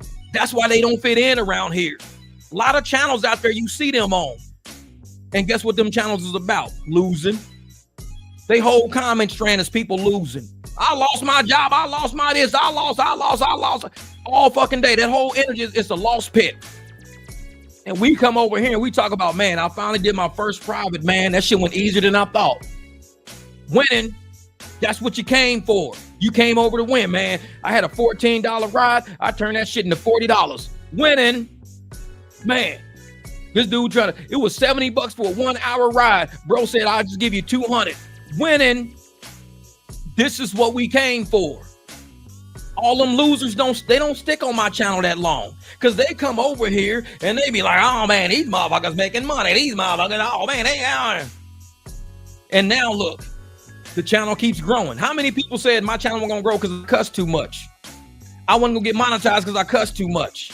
My channel is gonna get deactivated or demonetized because I cuss too much, because I wasn't on top, because I talk politics, because I'm this, I'm that. How many of them losers said that shit and we just keep growing? When you hang out with losers and you get on their energy, misery loves company, you get on their energy, guess what? You end up in the same boat they in. And I've said in so many videos, watch who you listen to, because you may listen to them and end up in the same boat they in, and you may not want to be in that boat. You may not be in that boat. Say FYI, Google officially changed the Go for Mexico, Go for America. Yep, I saw that. That was funny. And everybody who's mad about it are the same people who said we should take Aunt Jemima off the pancakes and put Mill or whatever the shit is, Miller Company. Like, whatever, man. So I'm sitting there going, all those people who are upset about us over here making money, upset about how we move, upset about how we grow, how this channel keeps growing. They don't want to be here. It's cool, motherfucker, because I don't want you here. I've told so many people, I don't like you. If I don't like you, don't be around me, because all I'm going to do is piss you off. And my job is not to wake up and piss you off. I am not a hater. I don't like you, and it's cool if I don't like you. I am not a hater. I'm an appreciator. So go around people that like you, that you like. Life is so much better like that. Because hanging around me, oh, it's going to piss you off. I even got videos, and I say trick. I call it rideshare triggers or something like that. Say success triggers people. Because if success triggers you, oh, you ain't gonna like it on this channel. If going up triggers you, you ain't gonna like it on this channel. If finding ways to solve problems triggers you, you ain't gonna like it on this channel. Losers gravitate to losers. Losers gravitate to people who are down where they at. It makes them feel better than it's called catharsis. Catharsis is to look at somebody's situation and go, damn, they worse than me. Now I feel better. That's catharsis. I ain't never been like that. The other night, I'm in my black SUV. I'm coming home. I'm back Quick Trip on 52nd and University. So I come around, or it wasn't Quick Trip, it was that Shell. It was the Shell on Precinct University. So I come around and I pull up to the pump, and I don't drive and text. So I'm just going through my text messages and shit like this, going through everything. I look over and I see these two black dudes with a white BMW, look just like mine. White BMW. Dude hit a curb, fucked his tire up. Hit a curb, fucked his tire up. I don't have catharsis. I don't say, damn, that's fucked up. Damn, glad that ain't me. I don't have catharsis. So I drove my truck around. I pulled up next. I'm dressed up. I got my vest on, my shit on. I get out the truck. I said, what's up, dog? He's like, yeah, man. I said, dude, you smashed into a curb. He's like, yeah, man, I hit a curb. And his homeboy standing there. I'm here. I'm standing watching him. He's on the ground with he's got some damn it, what do you call it? That spray that you put in the tire. Stop leak spray, whatever the fuck it is. He got that shit, but he also has gasket maker. All his black gasket makers all over his hands, all over the towel, and he's got black gasket maker over the hole where the rim hit the curb, and it's a big gap between the curb and the tire. He's trying to make it into a gasket. Clearly, these guys don't know cars. Clearly. Luckily, I pulled up. So I come around, and I'm like, well, I'm going to tell you once you put air in that tire, gasket maker can't hold the pressure of a tire. Gasket maker can only hold like maybe 5 PSI, 6 PSI. Your tire's going to be running at 35, 40 PSI. It's not going to work. You're going to blow that shit out the moment you get past 5, 6 PSI. Gasket maker don't hold that much. So he's like, well, damn, man. I said, let me go home. I'm going to go grab a hammer. When I grab, you got aluminum wheels. Aluminum wheels been back in place. They were custom wheels. They weren't the factory wheels. They were BBS aluminum wheels. I said, get a hammer and start pinging on. You can just keep beating it as you're hitting it because the rims are already fucked up. So hitting it with a hammer ain't gonna make it no worse than what it already is. Bend it back in place so at least it touches the bead of the wheel. If you can get this wheel to touch the bead of the wheel, you can fill it with air. He said, okay. So he said, I got a hammer in the trunk. He brought out this little ass ball peen hammer, little fucking baby hammer. I said, I got a big brass hammer at home. So he's sitting there hitting it with the ball peen. So he's hitting it. And I'm like, it's actually bending the metal. I said, okay, it's bent. I can see it's working a little bit. I said, but what I'm going to do, I said, you keep working on this. I'm going to go home and go get my hammer. I'll come back. So I came home. I was going to get my hammer, my 35-pound weight, because it's got like, it's got rubber on it. And I was going to hit his rim, like bang his rim until it bent the aluminum back down. So he's working with the hammer. He just bam, bam. I can hear him. He's hitting it and it's actually working. It's bending the rim back to where it's aiming over the tire. I drive off. I change clothes. I get in my Beamer, throw everything in there. I took my Beamer just in case we couldn't do it. I was going to give him my spare tire. I don't use that spare tire anyways. I was going to give it to him. So I said, well, if it don't work, my Beamer has a spare tire in the trunk. I've never used it before.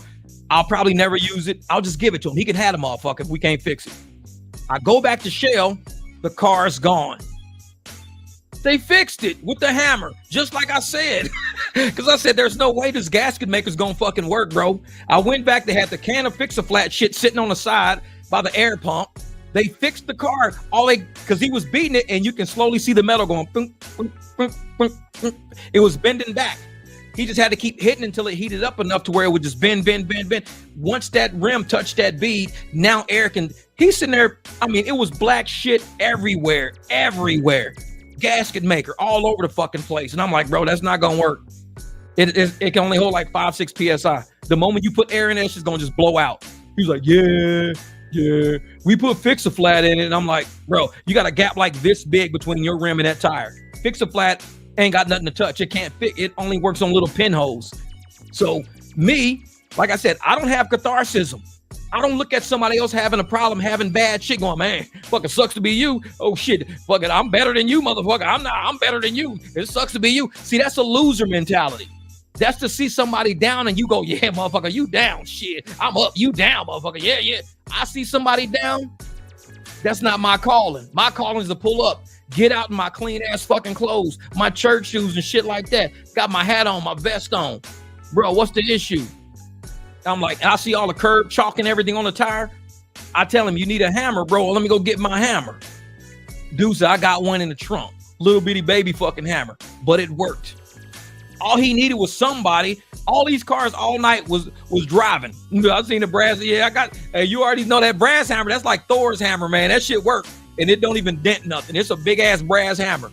That's my little baby sledgehammer right there. That should be putting in work. Derek already know. We be killing it, man. We be killing it with that little ass hammer.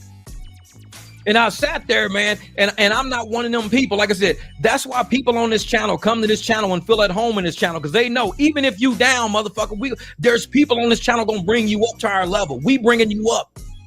When you gonna come on our channel, we're gonna put you down. There's people that come on our channel and try to put us down. Oh, y'all idiots. Y'all should be doing more than fucking that. Y'all stupid. I'm like, bro, welcome to the channel. Apparently you have no idea what the fuck's going on. Look at some videos, come back to this comment. And they never come back. Because once they realize they're on the wrong channel, they go, oh shit, these dudes making like $100 an hour. These dudes got private clients. These dudes doing cash rides. Oh shit, I'm on the wrong channel. I thought this was a pigeon channel. Motherfucker, this ain't the pigeon coop. Nope, it ain't the pigeon coop. So them church shoes always hit different. Shit, I gotta wear them church shoes when I'm gonna do my private ride. I'll be like, sanctified lady, Jesus. That Marvin Gaye shit. No, but I'm like, this channel is like that, man. We don't put people down. If we see you down and you speaking about it, we gonna kind of find a way through what you're telling us how to help you a little bit. It may help, it may not. We don't know. But one thing we ain't gonna do is put you down and make you feel, oh yeah, that's because you ain't shit. That's why you ain't making no money, because you ain't shit. See, over here, we the shit. No, we don't do that. We say, you ain't make, what kind of car you, what tier you driving on? Where you at? What's your market looking like? You know, do you have a team? You working with people? Do you got business cards? We ask a lot of questions because we ain't got nothing but winners over here. And winners do not like to see people lose. Real winners on the football field will walk up and shake your hand and say, hey, bro, man, better luck next game, man. We just got y'all this game. But, hey, keep playing hard, man. Let's keep practicing. Next time you guys see option coming around, you need to stack on the weak side, man. You need to do this. We're actually helping the people we just beat in a game. Hey, man, you know what? If you do this next time, hey, your corners need to drop back a little more, play zone next time, because every time you guys was doing this on man, we kept going over the top. Drop back and play zone next time. Winners will help out the team they just beat. This is real winners over here. We ain't on that bullshit energy. And that's why not a lot of drivers out there feel at home on this channel, because they ain't used to being around winners. They used to, yeah, I'll beat y'all. I'll make more than y'all. Yeah, my shit better than your shit. I'm this, I'm that, I'm that. This channel ain't like that. It ain't never been like that. When I do repairs on this channel and I'm putting parts together and I'm showing people and I got the camera focused on the parts, I'm pointing the bolts. I'm telling people exactly what I'm using and how I'm doing, because I want to help you. You're going to go to a shop and they're going to tell you $1,400. We're going to get this done for about $600. You're not going to pay $1,400. You're going to pay about $600. You're going to get the part and you're going to take your time. And these are the bolts you got to remove. And this is what and these are the lines you got to take off. We help each other over here. This channel has always been like that. Yeah, we pull people up and don't pull people down. That's right, Billy, man. My brother, Billy Proctor. And I'm glad you signed up with PAX, because we need some white SUVs. If you got a white SUV, you need to sign up with PAX. Or even if you got a white car, if you have a white Mercedes, you got a white Cadillac, you got a white Camry, because we want to make fleets of cars that are certain colors. Because if somebody says we got a wedding party and we need 4 cars, we need 4 SUVs, we would like them to all be the same color. If it's 4 white cars, we want 4 white cars to do the wedding party. If it's 4 black, we need 4 black cars to do it. We want to do something very different. We're spreading the money around, man. We're spreading the money around. And the only way we can do that is to spread that energy to riders out there, because the riders might be like, oh, shit, we showed up. We had 4 white trucks. We had, a white Cadillac, a white Escalade. Then we had a white Lexus. Then we had a white, 4Run.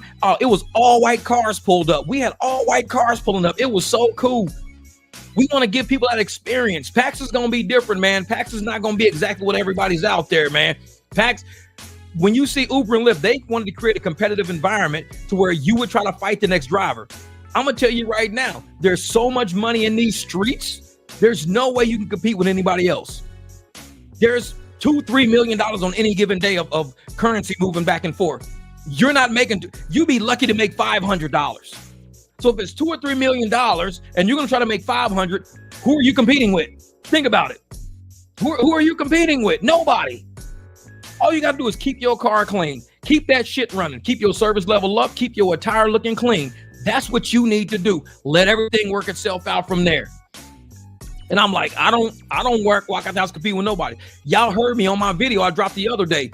I got people in the car giving them my business card, but I'm telling them about Jamie. I'm like, hey, you guys might want to ride with my homegirl. You know, she drives girls and stuff around like this and that. She does this and that. I'm sitting there pitching for my homegirl, giving them my business card, trying to get my homegirl some money. Because there's too much money in these streets to be made. I'm not greedy like that. Y'all hear me on the video how I talk to people. If they text me, hey, you say you had a girl that had an Escalade, can we get her number? Yeah, here we go. Here's her contact information. Thanks, Jeff. Hey, we'll call you if we need some. All right, cool, no problem. They'll probably call me next week. Who knows? But in the meantime, they gonna call my girl with the Escalade. And they gonna say, Jamie, we got your number from Jeff. Is there any way you could pick up 4 girls for the... Jamie gonna text me, Jeff, 4 girls just text me. Like, yeah, I told him about... Because we share. There's too much money to be made out here. I ain't competing with nobody. If anything, I'm competing against Uber and Lyft taking over our community. That's the competition. Keeping all that money here in Arizona. That's our competition. Keeping that money in Denver. Keeping that money in Charlotte, North Carolina. Keeping that money in Miami. Keeping that money in Seattle. That's the competition. You got to compete to keep that money in your city. Don't compete against people in your city. Work with people in your city. Become a team with people in your city. Build your city up, make your city profitable, make your city productive. And that's how we slowly turn into America. That's how we slowly turn back into keeping the money in America, city by city, neighborhood by neighborhood. That's how we start turning back into who we really are. A bunch of people working together, not them having us fighting each other all the damn time. And I'm one of them people, man. I'm just one of them people. And yeah, keep that money off the mother apps. It's the long game. That's right, baby. It's chess, not checkers. Because I guarantee, just like I had to pick up this group. So I picked up this group one night and it was 6 people in the car. Picked them up. The very next group I picked up, it was 2 girls from that group calling me to pick up them with 2 other people. So now I had a group of 4 because 2 people in that group. The group that called me asked me, can I pick them up? I said, actually, I just picked up 2 of your friends. This is, oh, they're going to a different concert than what we're going to. Shit, Jeff. I'm like, yeah, your people who I gave a card to that night called me. And I picked them up and took them to another concert. And now the people who initially introduced me to them, now I got 2 groups of people. And now we're all sharing the same. This is how we do. Everybody knows we can't all compete against each other. We all got to do what we can do when we can do it. If your people pay me a deposit, I got to take your people. I can't cancel your people just because you introduced me to your people. That means I got to shift you to somebody in the group who don't have a deposit yet. Hey, and the lady was like, oh, you know what? Let me call Kev. And Kev, you know her. Her name's like Isa or Issa or something like that. Issa or Isa. Ida. Wait a minute. Let me see what her name is. I'm gonna find her name for you, Kev. Hold on for a second. IDA. Nope, it's not Ida. Ina. INA. Ina. You know her, Bighorn Kev. Ina. So Ina was the one, I picked up Ina one night from a concert way up north. Ina was like, she was like, wait a minute, I met you before. You know Bighorn Kev. I was like, yeah. She's like, he introduced us before. I was like, for real? Yeah, he introduced us. Didn't know that. Brought her home. The next time they had an event, she said, we got to go to Wirehorse. Can you bring the black truck? Yeah. Picked up 7 people. Took them to Wirehorse. This was people that knew you, Bighorn Kev. Ina and Marco. Her husband is Marco. So I picked them up, and then they had people in the car with them. They introduced me to them, and now I'm driving for them up on 44th Street. So now I'm helping out Ina, your people, Kev, and I'm helping out them. So they called me. I said, well, I'm already taking these people. They said, don't worry, we're just going to call Kev. See, that's how it works. We kept everything in the group. We kept it all in the group. Even when they were calling to get, because they know we had a whole bunch of, like, we got a lot of people, Jeff. You can fit 7? Yeah, man. Everybody, I'm gonna tell you right now, when I had that live stream and I said congratulations to Big Kev and that I was proud of Bighorn Kev, when I said that, y'all thought I was bullshitting. I was dead serious. Y'all don't know how far Kev's come. Kev has come a very long way in the private ride game. He's come a very long way in community service. Everybody knows Kev. Kev is not scared to talk to nobody. If you ain't subscribed to Bighorn Kev's channel, Abby, if you out there, put Big Horn's channel in the chat. If you ain't subscribed to Big Horn's channel, you have not watched development. When I met Big Horn Kev, he was still doing the Chase Surge, trying to do this, trying to do that. He was still trying to do that.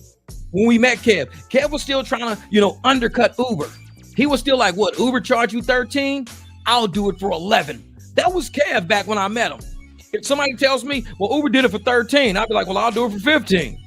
Why are you doing it for more than what Uber? I'm like, are you going to tip me any fucking way? If a motherfucker tell me, well, Uber does it for 15, well, I'll do it for 20. Wait, why? Why are you going to do it for 20 if Uber's doing it for 15? Because you're going to give me a tip, right? I mean, if you paid Uber 15, you give me a $5 tip, you just spent $20. Just give me $20. Okay, that makes sense. I'm like, yeah, man.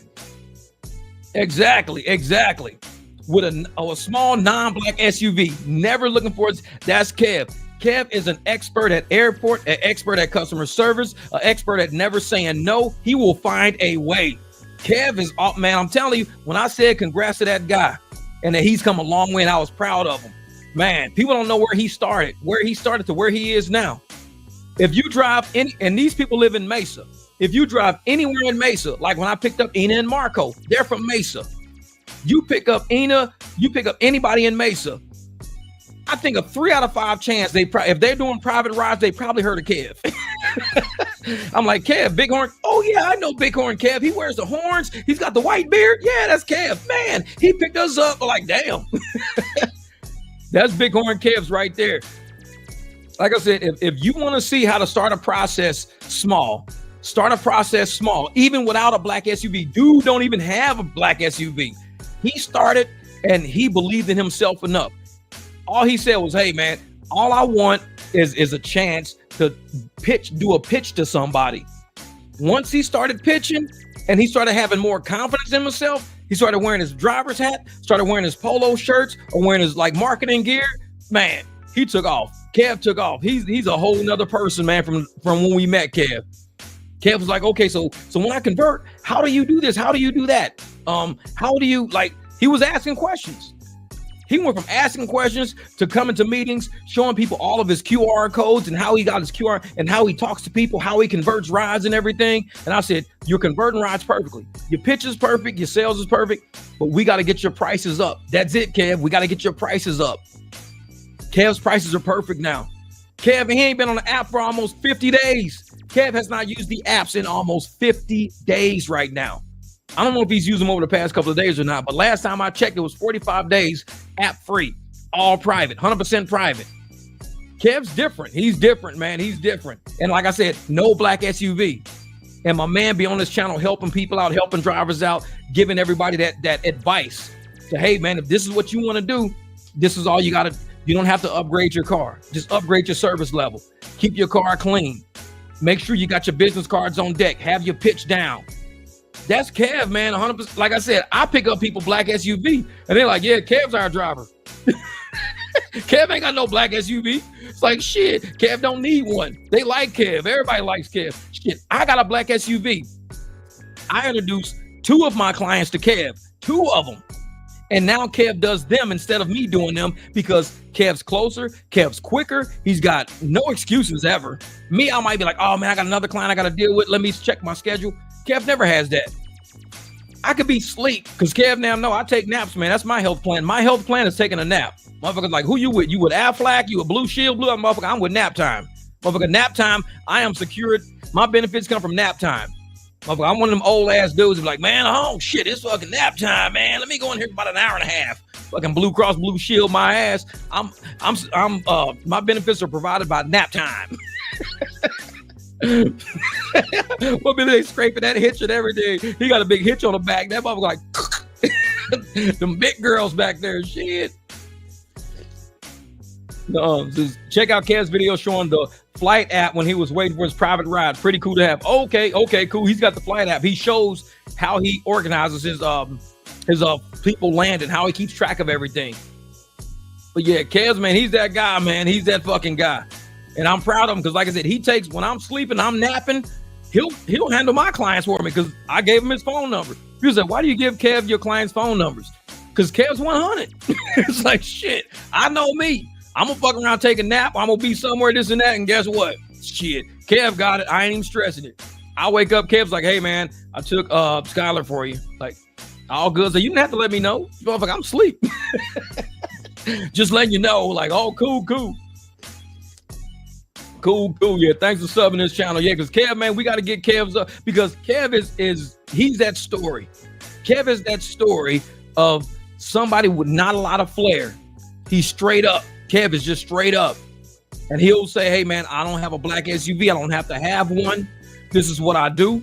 And he'll go out there and crush it, man. He'll go out there and crush it. No excuses whatsoever. If somebody needs a ride for $30, he'll do it for $30. If somebody says, hey man, you know what? All I got on me is 25. Kev's like, well, you can cash out me today and you can cash out me the rest tomorrow. He's done that for my people. He's helped my people before like that. My people like, Jeff, man, I don't get paid till Friday, this and that, man. But I can cash out you this and that. I say, you know what? I'll do a ride for you. But tomorrow, I know I got something to do. Send this message to Kev. Let Kev know. If Kev says no, I'll find a way. Kev's like, he just cashed at me like later that week. Because my clients are good for that. I do credit rides for my clients every once in a while. Kev did a credit ride for my client. Now, if my client wouldn't have paid Kev, I would have had to pay Kev because that was my people. I sent Kev the number. The guy was like, I'll just cash out you when I get paid. Kev was like, okay.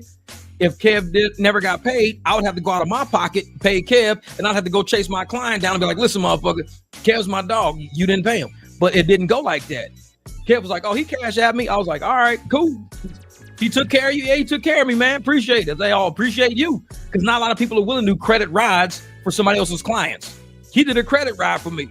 Shit, I'm like, Kev, I'm telling you, Kev is different. Kev is different.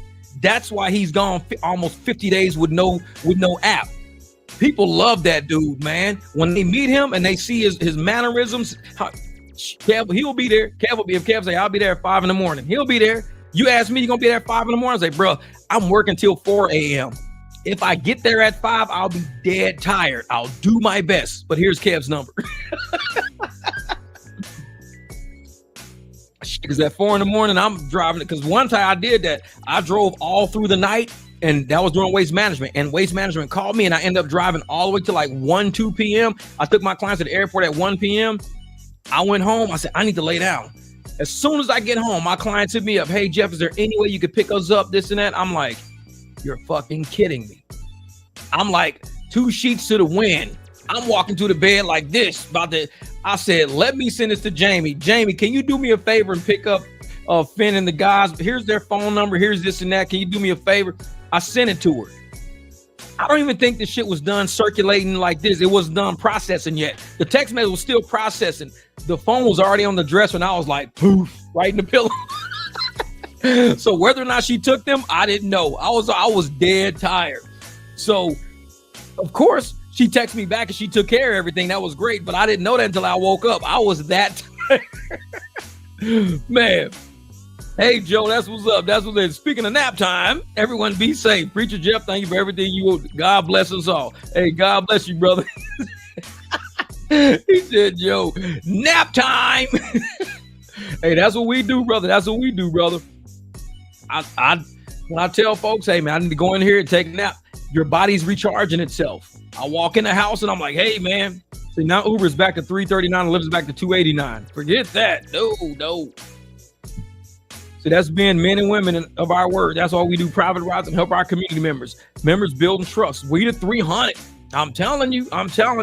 And that's why people love us. They'll like, when I was taking my client home yesterday, I was dropping her off yesterday, and she was like, oh, you got to come back and pick me up Sunday. And then, because I got to go back out to LA for a couple of days, and you got to pick me up in LA. I was like, that's cool. I have no problem with that. They don't even think about, using the apps. Once they get in touch with us, they already got us planned out. And hopefully, like I showed her packs. So hopefully she starts going through packs and she goes, hey, you know what?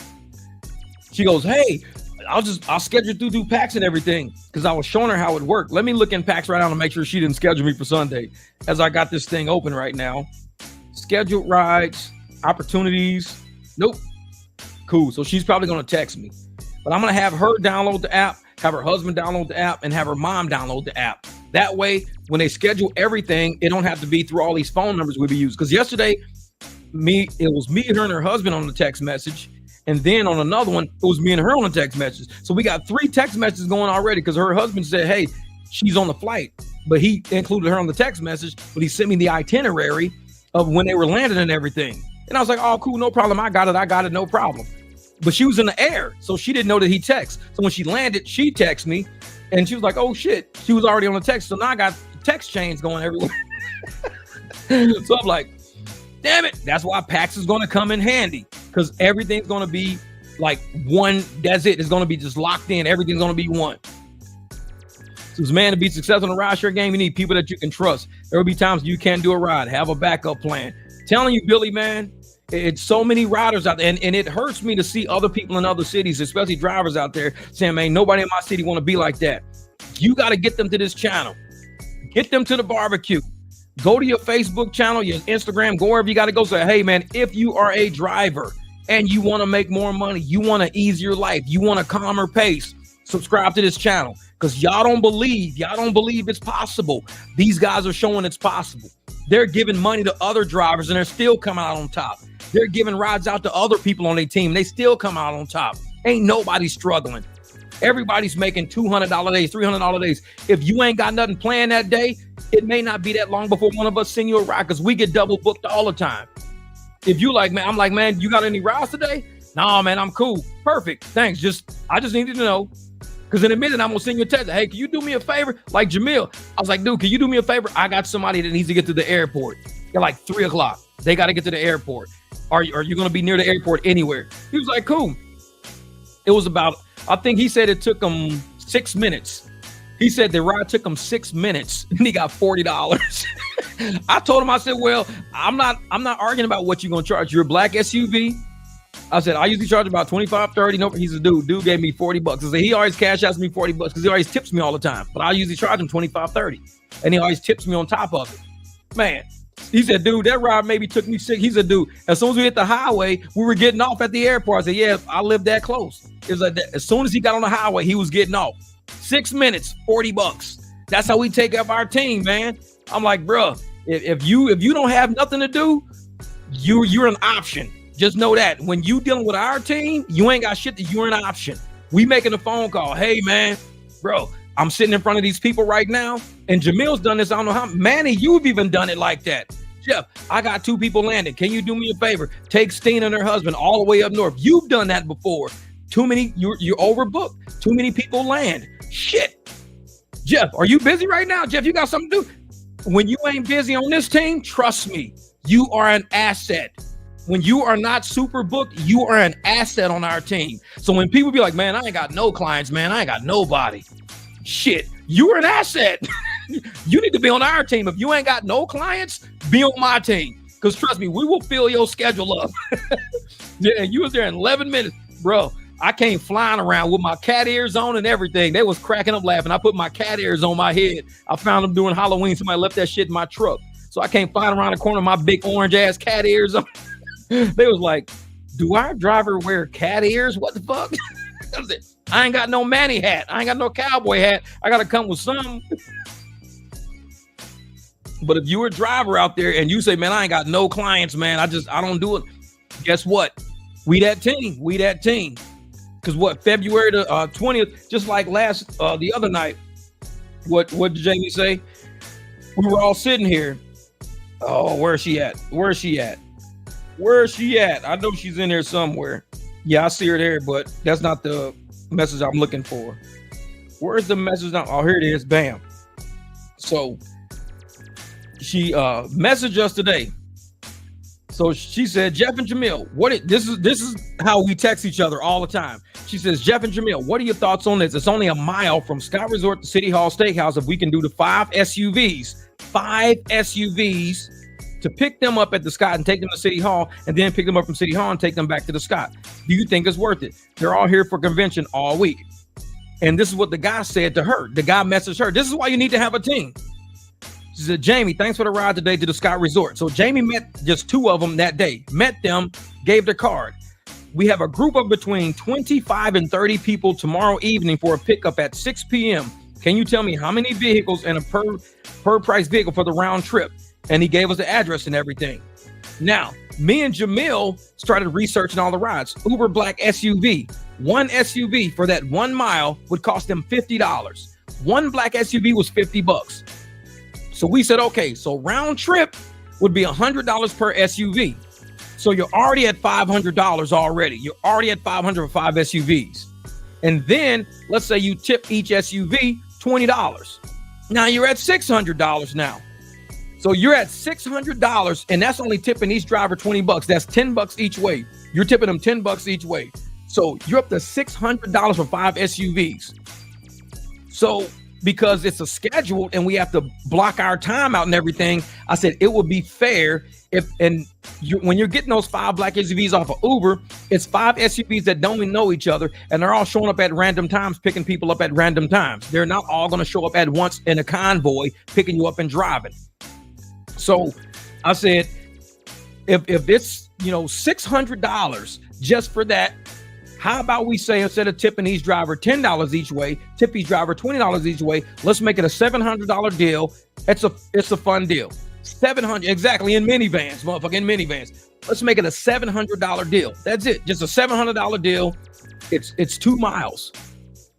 It's a mile this way, a mile that way. Like I said, Uber was already charging $50 per way. They was already charging $50 per way. So these people's going to end up coming out of pocket anyways for about $600 for 5 SUVs. So we just added 100 to it, make it 7. That way we all show up at the same time. We all convoys, we all park, we all talk to each other, we all communicate with each other. We all stop and we stay in that area. So when they're done, they don't get 5 different SUVs going back the other way or 5 minivans going back the other way. So we say, okay, cool. We'll do that. We'll get you all there, and the same 5 SUVs will take you guys back. And it was a fair price. They never called back, which is cool. They don't got to call back, because on February the 20th, we got a ride even shorter than that. On February the 20th, we got a ride shorter than that for $450. So we do our best to help people, and the people want that. They want that. Yeah, and they have to worry about surge. So the people want the $450. They already gave Jamil the deposit already on that trip. So they gave him the deposit on that trip. So we're doing a $450 ride with 3 SUVs. 3. We only using 3 SUVs that day, and it's a shorter ride. So we're sitting there like, we give people incredible prices, incredible service. We're all showing up. We're all safe. You're not getting some random ass people. And in the end, you should win. You should win. Some people see it and they go, this is legit business. We like that. And they go, man, as a matter of fact, I'm gonna send you 50 for my taxes. I got you, bro. I'm supporting my company. Payne is hilarious. He's hilarious. Hey, we be going back and forth in the comments all the time, man. He be killing me and shit. He be like, man, I'll tell you what, this is what I'll do. If you pick me up in black SUV, I'll give you, $11 for the ride. This is Payne, you're a pigeon. I know he be fucking killing me. I ain't even see where he is. So you a fake Uber driver. Rooms have over 80% AR. If you more than 20% of work days, you ain't exactly. You ain't a real worker. He said, I got 120% AR. I drive for 20 cents a mile. This motherfucker offering trips that ain't even been sent to him yet. He's offering trips on other drivers' phone. I got 120% AR. I'm getting rides off of your phone, motherfucker. Y'all, see, if y'all been on my channel a lot, then if you go in my comments on my videos that I drop, you see me and Payne going back and forth all the time. This shit, he is satire. He is the satire of the rideshare community. The shit he be coming up with will have me in tears. And I know a lot of people see him and y'all really think he's a pigeon. Because y'all be like, dude, this dude is serious? No, I'm telling you, he's 100% satire. Some of the shit you see on some of the videos, he be like, bro, I cannot believe you took $120 an hour ride. Why didn't you just keep taking the $30 an hour rides? You could do 4 $30 an hour rides and now you got your 120. He'd be cracking me up. He says, why would you take $120 an hour? That's stupid. It's only one ride. You could do 4 rides at $30 an hour and you make the same amount. Just do the 4 rides. Boy, we be cracking up.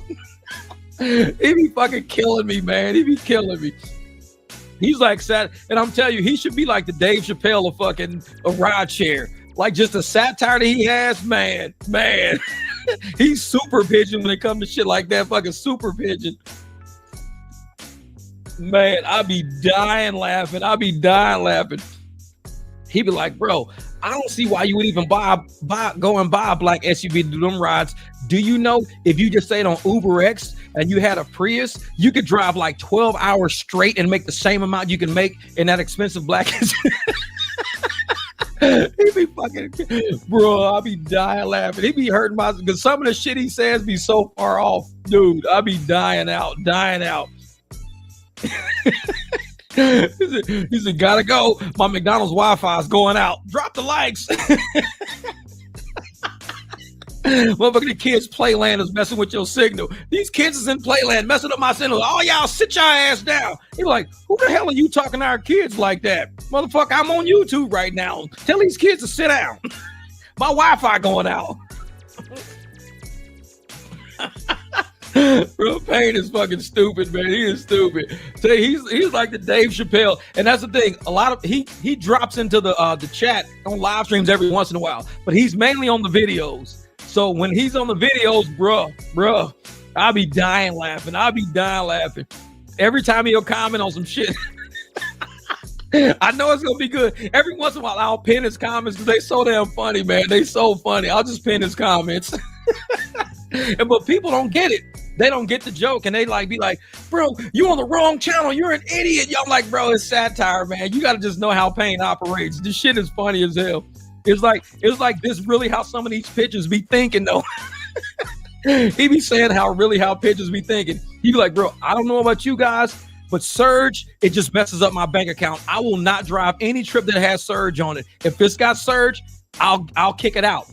$20 surge, I'll drive to an area with no surge and start taking rides. He be saying shit like that. I don't want to mess up my taxes, so I always drive trips that have no surge. Dude, I be crying laughing. He's like super pigeon, man. That should be funny as hell. He's like, yeah, one time I accepted a ride. It was like $40 for like 3 miles. I had to decline it. It'll mess up my taxes. I'll be dying laughing. I'm like, bro, there be some drivers out there really thinking about that shit. It's not enough miles to deduct. I need a trip that's at least 70 miles. It has to be 70 miles. I need a tax deduction. I can't do $40 for 3 miles. I can't do it. I don't have enough tax deductions. All right, Billy Proctor. Hey, man, thank you for signing up for PAX, brother. We're going to have you come to one of the meetings. You got to meet the CEOs and all these guys, man. Like I said, we're going to get enough white cars together so we can have the white convoy, and we want to put you guys on the website as the white presidential convoy. Like, hey, if you want to go to a bridal party, you got a wedding you got to go to, we got a whole fleet of nothing but white cars ready to come pick you up, white SUVs ready. Just hit us up on PAX. This is how we do. But man, hell yeah, brother, hell yeah. And we got there's another black white SUV out there. There's another white SUV because I think he's also got an Escalade. It's either an Escalade or I think it's an Escalade. So you guys are the two white Escalades. And sometimes people want to. They say, hey, we like 2 cars show up. 2 white Escalades show up. They'll be like, damn, they said they were sending 2 white Escalades and here we go. We got it, man. We got it. Yeah, right now we have about 50 drivers signed up, but we only have about 10 of us doing the final app testing right now. So we're doing a final app testing before we release it, working out the bugs and the kinks. Because when you open up, the good thing about PAX is this. As we're driving PAX, you can look on my phone. I'm going to show you what it looks like. Up in the top screen, the corner of the screen right there, you see that? That's a little blue bug right there. That little blue bug, whenever something happens within the app, we hit that blue bug. You hit the blue bug and this screen opens up.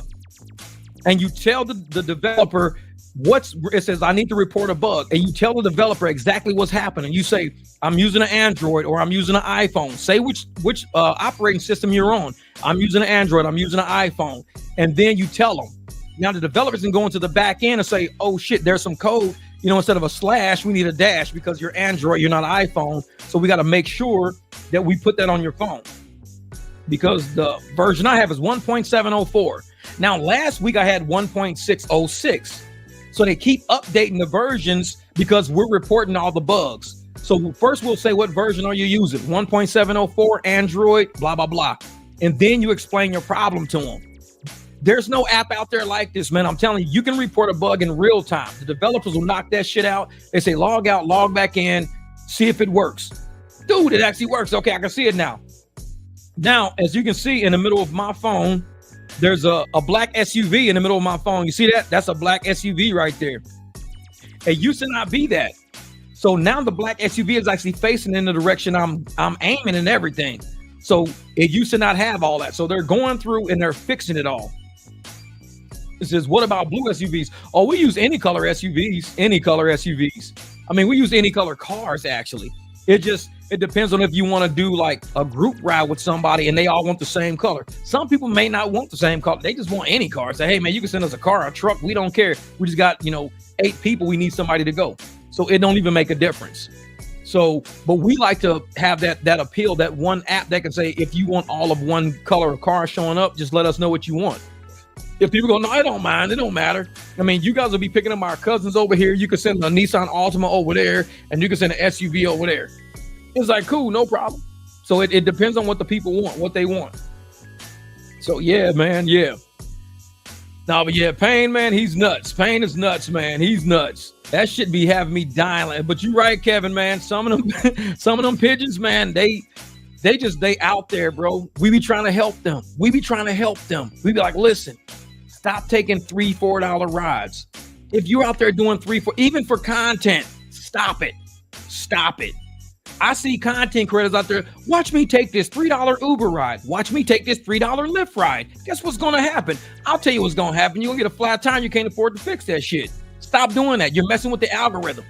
If you're going to run a YouTube channel and you're going to influence people on how to drive better and smarter, don't take $3 rides for content. Don't do that shit. It's misleading.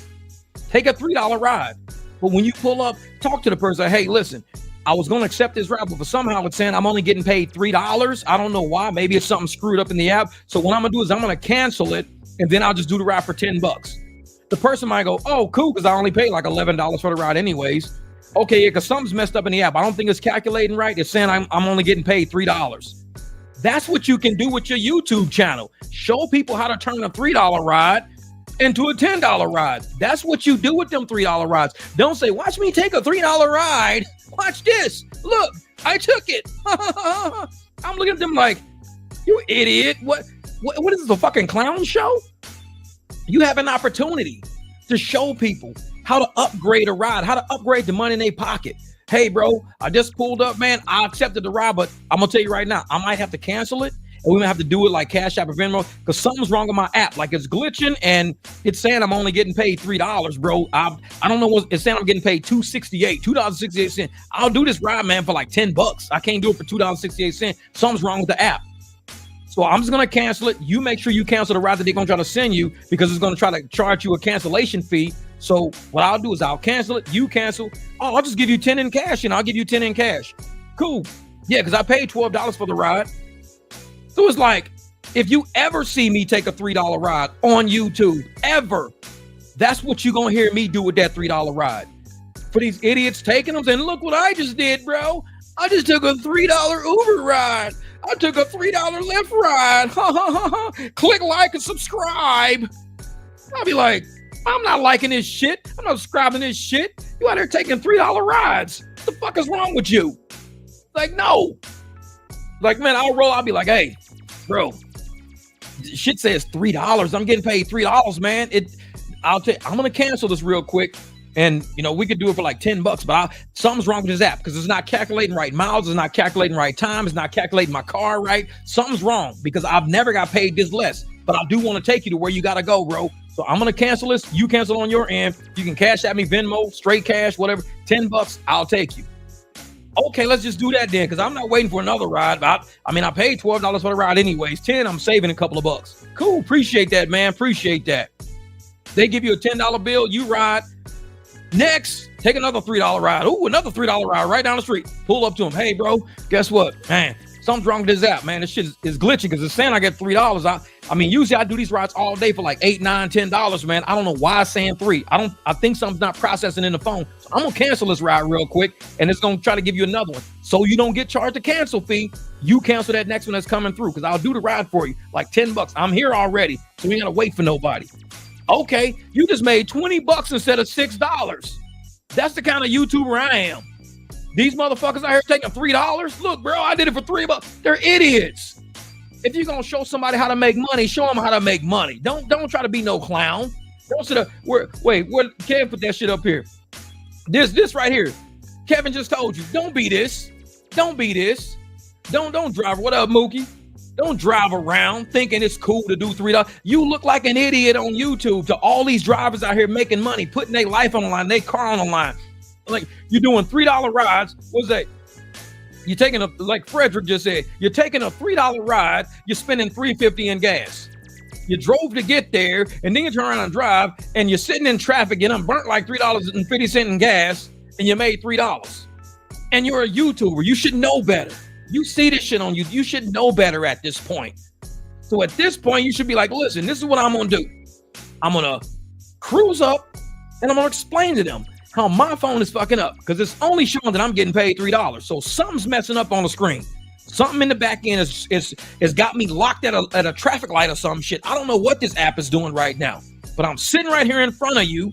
You see me sitting here in front of you, but it's got my pay scale locked as if I'm still sitting back where I started from. So I'm going to have to cancel it so I get paid right. So I'm going to cancel it. You cancel it. You just give me $10 and we'll call it good, because these $3 rides, they got the system fucked up. I shouldn't be getting paid $3 for this. Okay, I'll just give you $10. I mean, you're here anyways. It's 4 of us. I mean, it's $2.50 a person, right? $2.50 a person. Yeah, $2.50 a person. Shit, cash app each other. I don't care. Do whatever y'all got to do. But I need $10. I can't do it for $3. Oh, well, fuck. Cool. Cancel it. They climb in. Man, this is nice. I like this shit. I like this. Motherfucker, you just got $7 more. Go to the next $3 ride. Go to the next $5 ride. Go to the next $7 ride. Man, I can't do this for $7. Something's wrong with my app, because it's saying I'm getting paid $7 for this ride, but it's messing up my time. Like, the time's not calculating. I should be getting paid $15 for this, but the time's not calculating. So what you got to do is, let me cancel this real quick. I'm just going to cancel it. Make sure you cancel the next ride that come in before they give it to you. Cancel that shit, or they're going to charge you a cancellation fee, because I've actually made it here. If I make it here now and you cancel, you're going to get charged a fee. Let me cancel. I'll cancel. Now hurry up and cancel, because now you're starting your clock over again. Cool. Now give me 15. Tell you what, bro, I'll just give you 20, man. Thanks, man. You trying to help me out? I was going to give you 20. Here's 20, man. So instead of $7, you got 20. If you a YouTuber, quit taking $3 rides. Show these motherfuckers really how to make money. This is business out there. This is marketing. It's out there using your business acumen. It's out there maximizing your dollars. It's putting yourself at minimal risk, driving low miles. You can do $10, $20 rides all day, taking $3 rides, but not if you do that shit through the app. If you want to take a $3 ride, hit accept, but ride up and let them know your app is fucked up. Let them know the time is not calculating. Let them know the miles aren't, something's wrong, because it's saying you're only getting $3 for this ride that you normally get $10 for. Something is wrong. And they go, oh, well, shit, I don't want you to be shorted like that, bro. I don't want you to be short. Yeah, man, they shorted. Something's wrong, man, but I'm here. I'll take you. Yeah, man, it's only like 2-3 miles up the road. Like $10, man, $10. Oh, cool. Shit, here. Fucking cancel. Here you go. Here's $10. Hey, and when they get there, hey, here's another $5, man. Thanks for taking me, because I knew you could have canceled. Thanks. Now you made $15 instead of $3. Don't let these raggedy motherfucking channels tell you to take $3 rides for entertainment. Yeah, just take a $3 ride and see if they tip you in the app. Did you take your $3 ride? Did they tip you? Well, golly gee wonkers, let's try it again. Maybe the next one will. Drop to the fucking next one. I did another $3 ride, bro, just like you told me. I did another. And did he tip you? Nope, he didn't tip me. Well, golly gee wonkers, I guess you're up to $6 at least. It's better than sitting around. Yeah, motherfucker, but I done drove like 10, 15 miles and I've got $6 out of it.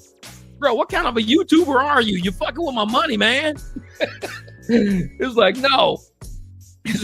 Too many smooth brain drivers. Oh, no. I said, let's see if you will reimburse me. Exactly. Too many smooth brain drivers out there. And that's what it is, man. If we're going to be out here cruising and really making money for real, you got to use all, because what's Uber going to say? Uber going to say, we're sorry that we shorted you. It was a glitch in the system. We'll send an adjustment later this week. You may see an adjustment on your next ride. Uber's going to say something glitched. So guess what? Glitches work. Tell motherfuckers your shit is glitching. It works. They've heard about it all the time. Oh, man, it glitches. Yeah, the tipping system is only sending $1 tips for some reason. Maybe it's a glitch. The miles aren't calculating correctly, so we owe everybody an estimated 0.7 miles on each ride they did last week. So we'll send you an adjustment for it. Uber glitches all the time anyways, but you can't download your money. There's a glitch. Oh, no money is calculating. There's a glitch. So what you do is you cruise up to the, hey, man, they only paying me $2.68 for this ride, bro. I don't know. Usually we get at least like $8, $9 for these rides. I think something's wrong with this. It's like glitching, man. Like it's not showing my time right, my miles right. So I tell you what, I'm going to cancel this. Make sure you cancel it because I'm going to cancel it right now. You cancel on your end so they don't charge you no cancellation fees. Because I'll cancel to erase the fees. Then just give me like, I don't know, $10. I guess, man, that'll work for me. Shit, you here already, right? Yeah, I'm here, motherfucker. Car's clean, $10. Hey, here's 10. Can I cash out your Venmo? You got Apple Pay? Yeah, I got Apple Pay. Boop. Here's 15, man. Thanks for picking us up because you didn't have to do that, man. Here's 15. Appreciate that, bro. Now you went from $3 to 15. So it's like if you're gonna really be out here showing drivers how to make money in these streets and how to protect their communities and how to keep people from overpaying these apps, do it the right way. Don't be driving around, oh man, I'm doing $3 rides all day. Let's see how much I make taking every offer, 100% of the offer. Bro, you just making the app, the algorithm think that's the shit we take. It's stupid. Stop it. Just stop it. Use your business acumen. Use your marketing. Use what the apps use against us. Like Al Banks said, they glitch us every day. They glitch us every day. So it's easy to use their own medicine against them. They glitch us every day. So I'm like, dude, the app must be glitching. I mean, I just showed y'all the other day when I was driving. I dropped a video yesterday and I showed y'all I'm with the people. I'm 5 miles from their destination. I'm with the people in the car and I showed you on the screen. What did the screen do? It went 19 miles away. That shit glitched me out. It had me 19 miles away and it kept going back and forth, back and forth. It kept doing this. Then one of them was like, damn, it's like, dude, I'm trying to drive the people. And I'm like, y'all got to tell me where to go. Cause I wouldn't even screen. It was the girls that was talking about the one lady that dropped her off in the alley. Before that, I'm just driving them. I wasn't recording nothing. I'm just driving them. And I said, y'all got to tell me where to go because the app is fucking up. It's like, it's putting me 19 minutes away. Then it keeps ringing me up. It keeps doing this.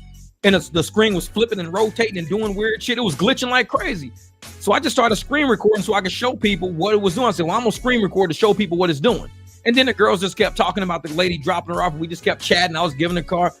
It just all worked out like that. But I at least showed y'all how these apps really do glitch. They will sit there and put you 19 minutes away when you sitting right in front of somebody's house. And you got to text them. One dude was calling me. I'm pulling up to the water well or the well. It was a bar called The Well. So I'm driving up to the well and this motherfucker's calling my phone. I'm pulling through the lot. I'm like, this Jeff. He's like, hey man, are you coming to get me? I'm like, is this you on the phone in front of me? He's like, oh shit. The app shows you like 10 minutes away from him. I'm like, yeah, that's where I started. Bro jumped in the car quick. He says, oh man. I said, and I showed him on the phone. I said, see, this is where I am right now.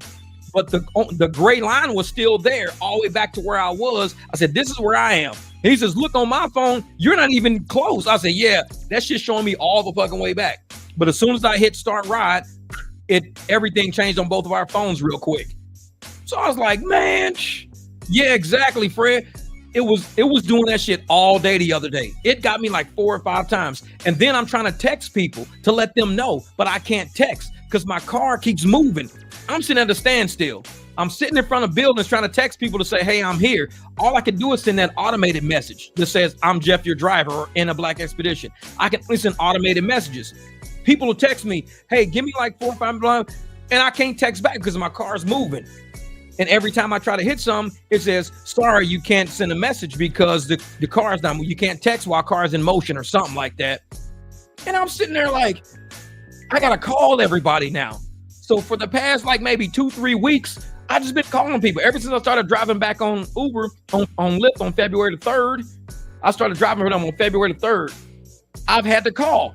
Like, hey, I was trying to text you back, but it's saying it says my car is moving, but it's not moving. Oh, don't worry about it. Yeah, we'll be right down. We just, we're headed to the elevator right now. All right, I'm just letting y'all know I'm here because it's not showing me close and everything. Okay, that's fine. That's how the apps are operating right now, man. It's like nothing's working right now. Nothing. So you got to sit there and make phone calls. You can't even text people, man. You got to make phone calls. This is man. So they put like 10 people in one bed apartment, so they couldn't care about $3 ride. Exactly. This is instead of you suing everyone, Uber should spend more time fixing their app. Exactly. I lost a high-paying schedule ride because it said I was 45 minutes away and gave it to another driver. Pissed. Man, that's what I feared. That right there is what I. And if y'all remember my videos a long time ago, when I first got my black SUV, you can't look at my videos because it's kind of hard to find it. But I did the video where I was always losing black rides because the app was glitching.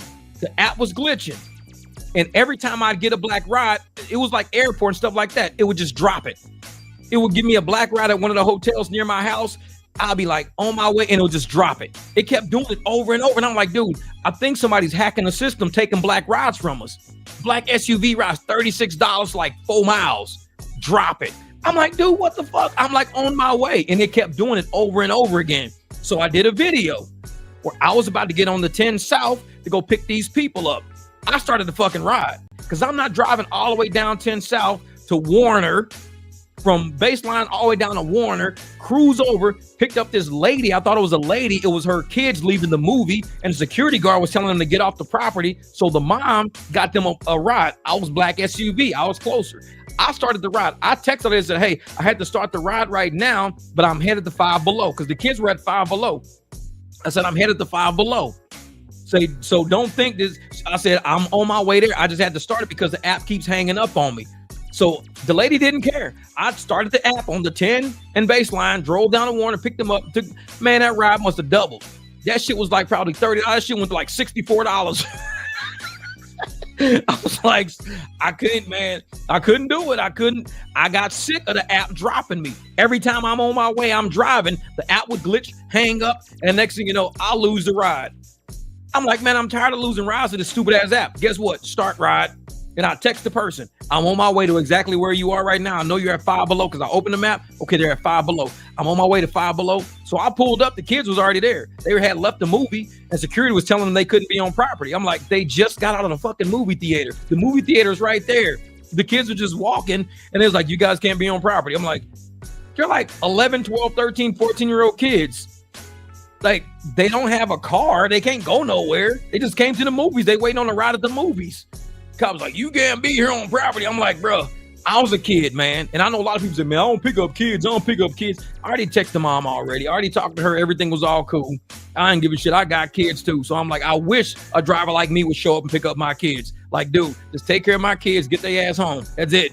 You ain't got to ask them no weird ass questions. Ask them no shit. Just, hey, y'all had a great night. Yeah, what movie you guys see? Oh, this and that. And drop them off at home. Be cool.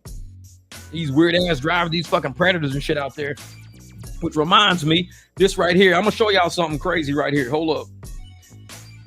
This is some shit that happened right here. Let me see if I can find it. Where is it at? Oh, I think it's it right here. Oh, this is on Instagram. Man, I wish I could pull this up somehow. How can I share this to myself? Ooh, let's say share to email. Okay, I'm gonna open this thing in my email real quick for you guys.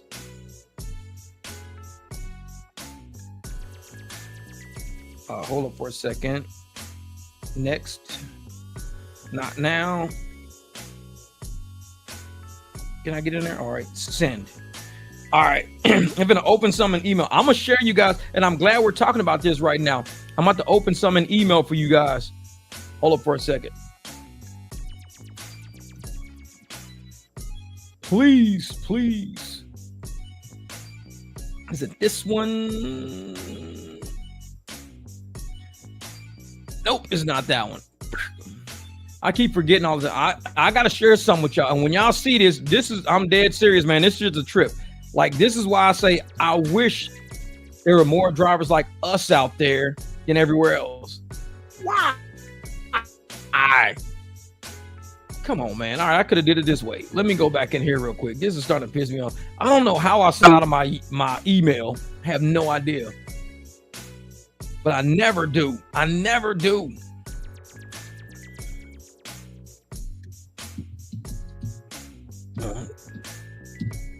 Come on, You better open my email.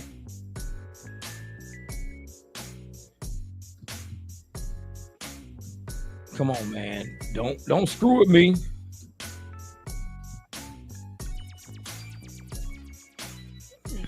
Oh, see, they want to send a code.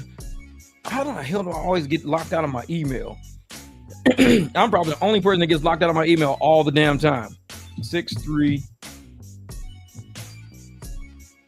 But I think because I got so many security things set.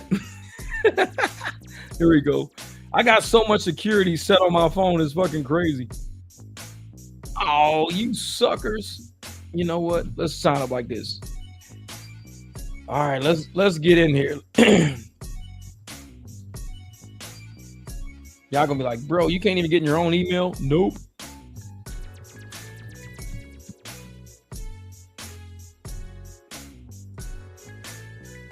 Got it. All right. I know everybody's looking at my phone like, dude, what the hell are you doing?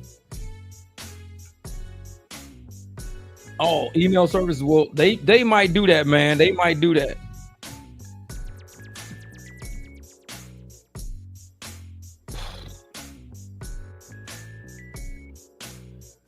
I don't see how.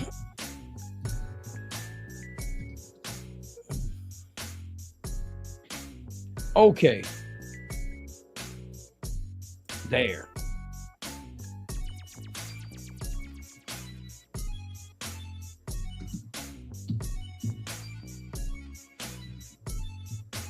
Come on, man. Come on.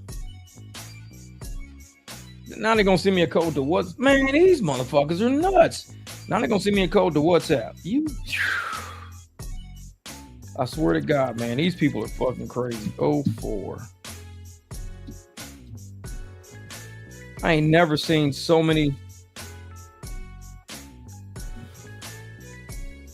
You know what? I'm over this shit already. I don't know why they keep messing with my damn email account. Nope, I'm not even opening that shit. Not even opening it. I'm done. We'll just do that shit another day.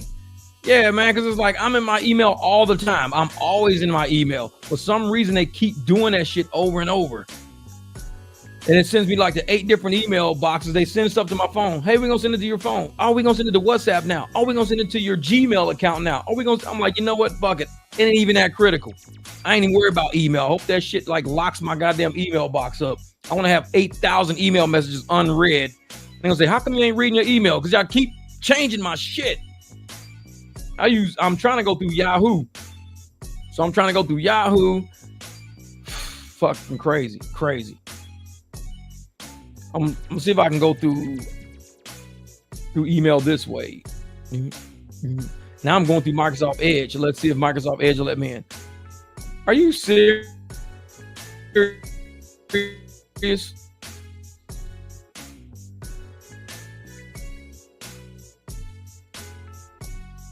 This is the stupidest shit I've ever seen. So I go through Microsoft. It's like I was just trying to get in my email and they wouldn't let me in. Now I just come over here and it's like in there. Man. Let me see if I can go into a spam folder. Maybe it went to spam. Nope, it didn't go to spam either. Inbox. I'm trying to show y'all this thing, man, because when y'all see it. Wait a minute.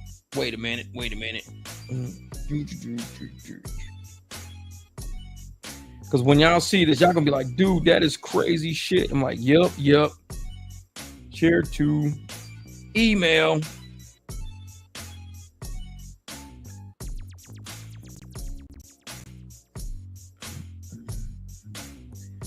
All right, let's go like this. What's that? Email message. Here. Send. All right. So let's see if this pops up. Because if this pops up, I want to show you. Oh, here it is right here. Here it is. It was already there. Damn it.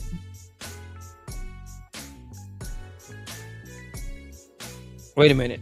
Copy this out of here.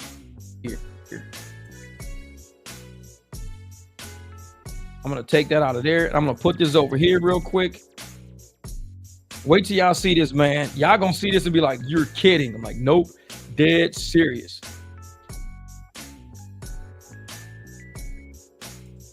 You're kidding me.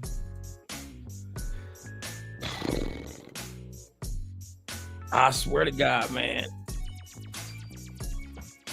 Stop screwing with me, computer. It's like I don't get on my computer that much to do anything else other than like YouTube. So most stuff I go through is from my phone.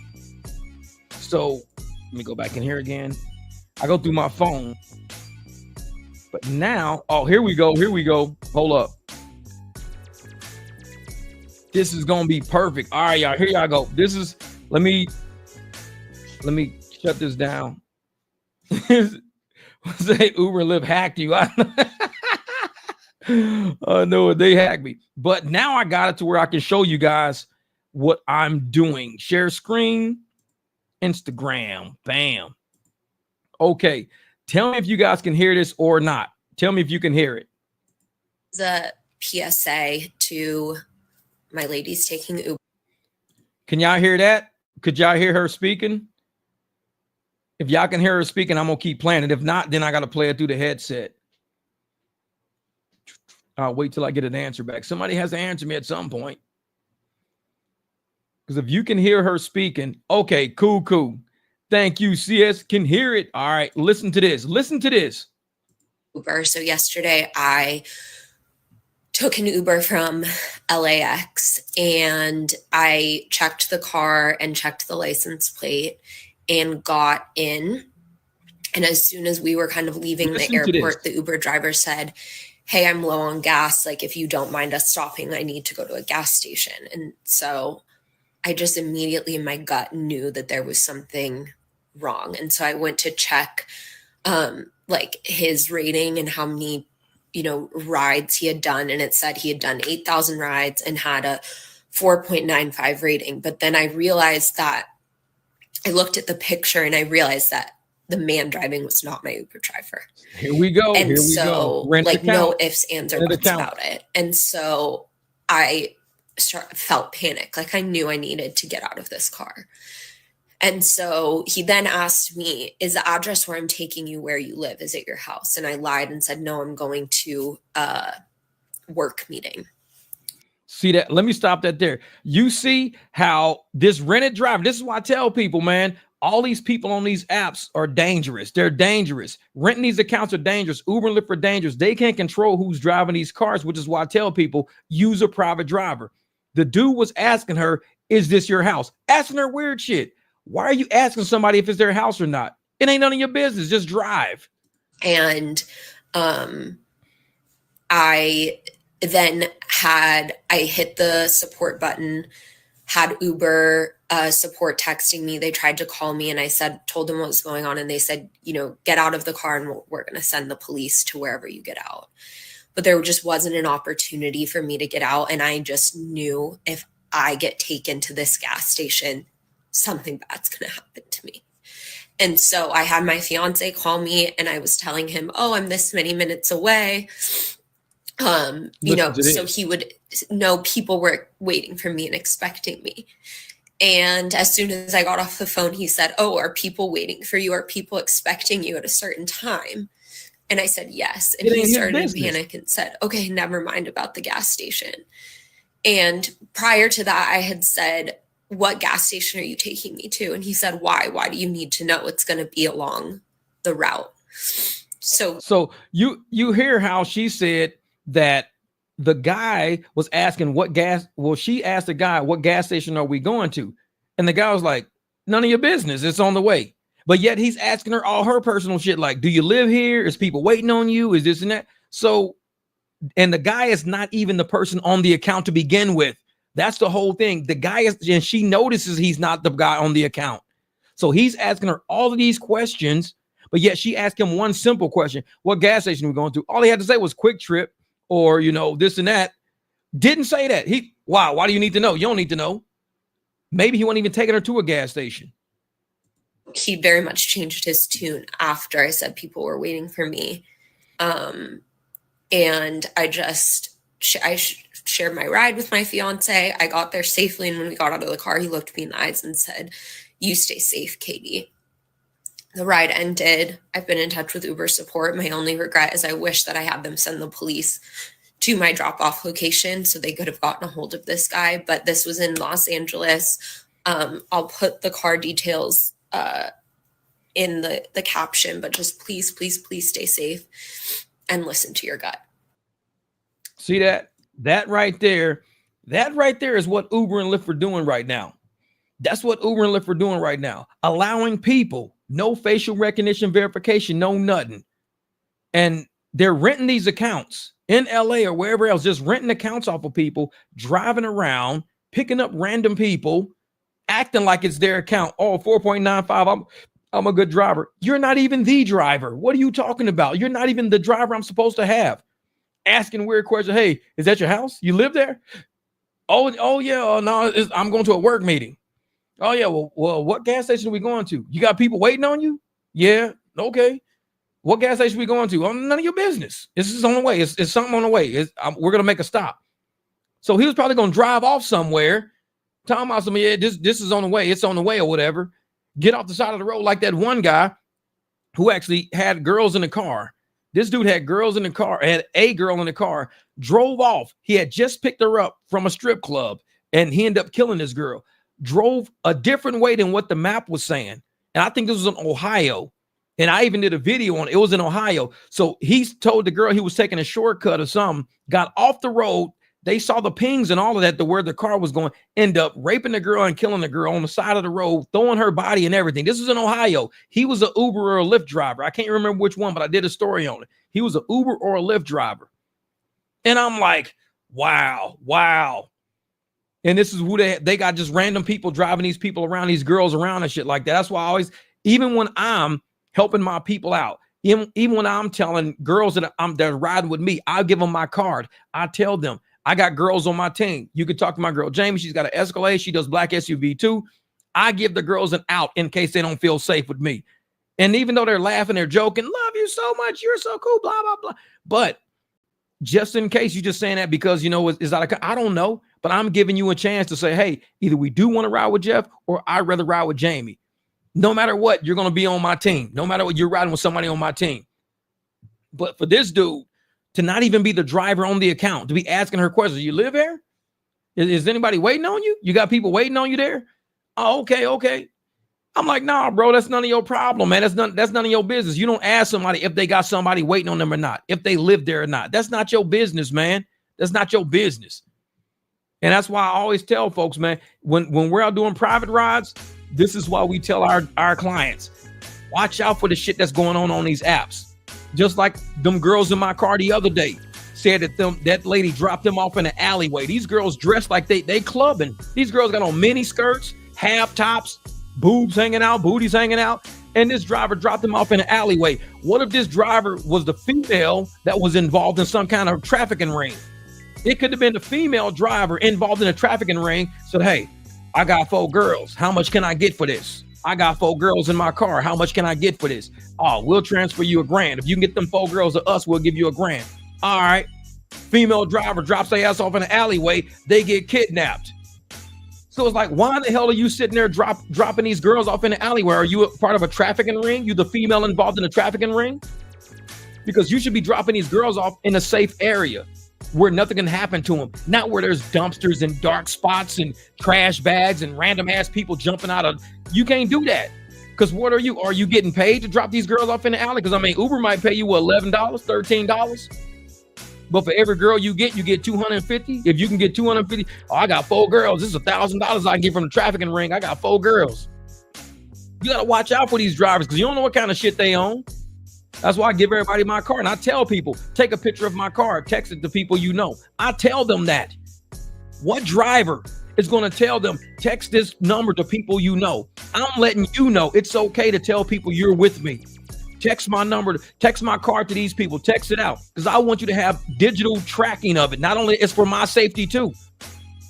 Because if on my phone, they see you took a picture of my card at 1:30 in the morning and Jeff went missing at 1:32, guess what? That picture detail says 1:30 in the morning, you got in my car. Your phone's location in my car shows me give you my card at 1:30 in the morning. If you carjack me, anything fucking happens to me, your location data and your phone and that picture all are proof of what I say. We don't know that dude. We have no idea who that dude is. Well, Well, why on your phone at 132, it shows you taking a picture of his card. The details show you took a picture of the card, then you tried to delete it. We scrubbed your phone. We got pictures of his card in your phone. Why did you delete his card? If you said you didn't know him, you wasn't with him. So me giving people my card and telling them to take a picture of it, that's for my safety too. Hey, make sure you take a picture of it. Make sure you text it to a few people. That's my safety too. Because that way you can't never say you don't know me, even if you delete it. Oh, well, we can see you deleted that picture at 133 when he went missing. What's the deal? What's up? Telling you, man, there's some weird ass drivers out there, weird situations out there. So we do our best to look out for people. I wanted to show that video to people. I got that from Jamie this morning.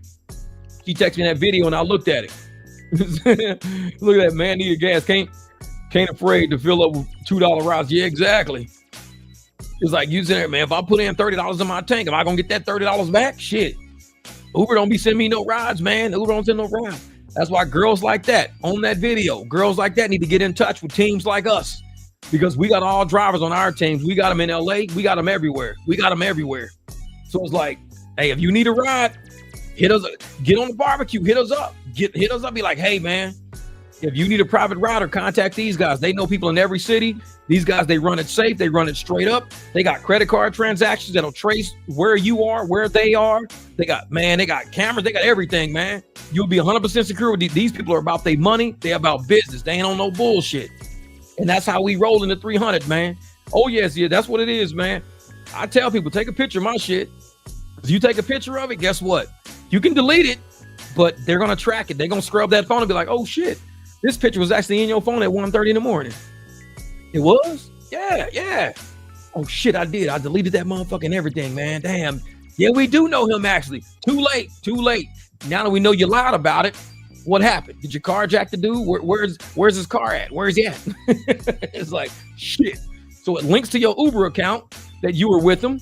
And now we got data in your phone saying you had to be with him, because how else would you take a picture of his card? His cards were in his truck and they were in his wallet. How did you get a picture of his card? And you took that picture exactly when they picked y'all up. Yeah, you right. It's like, yep. There's a lot more professional to ask, call, text. Do you mind a few minute delay so I can get your gas before we can go get your destination smoothly? Yeah. And I'm telling you, CS, man, this is a professional way to do it. This is why I say people on this channel, we all gravitate to professional people.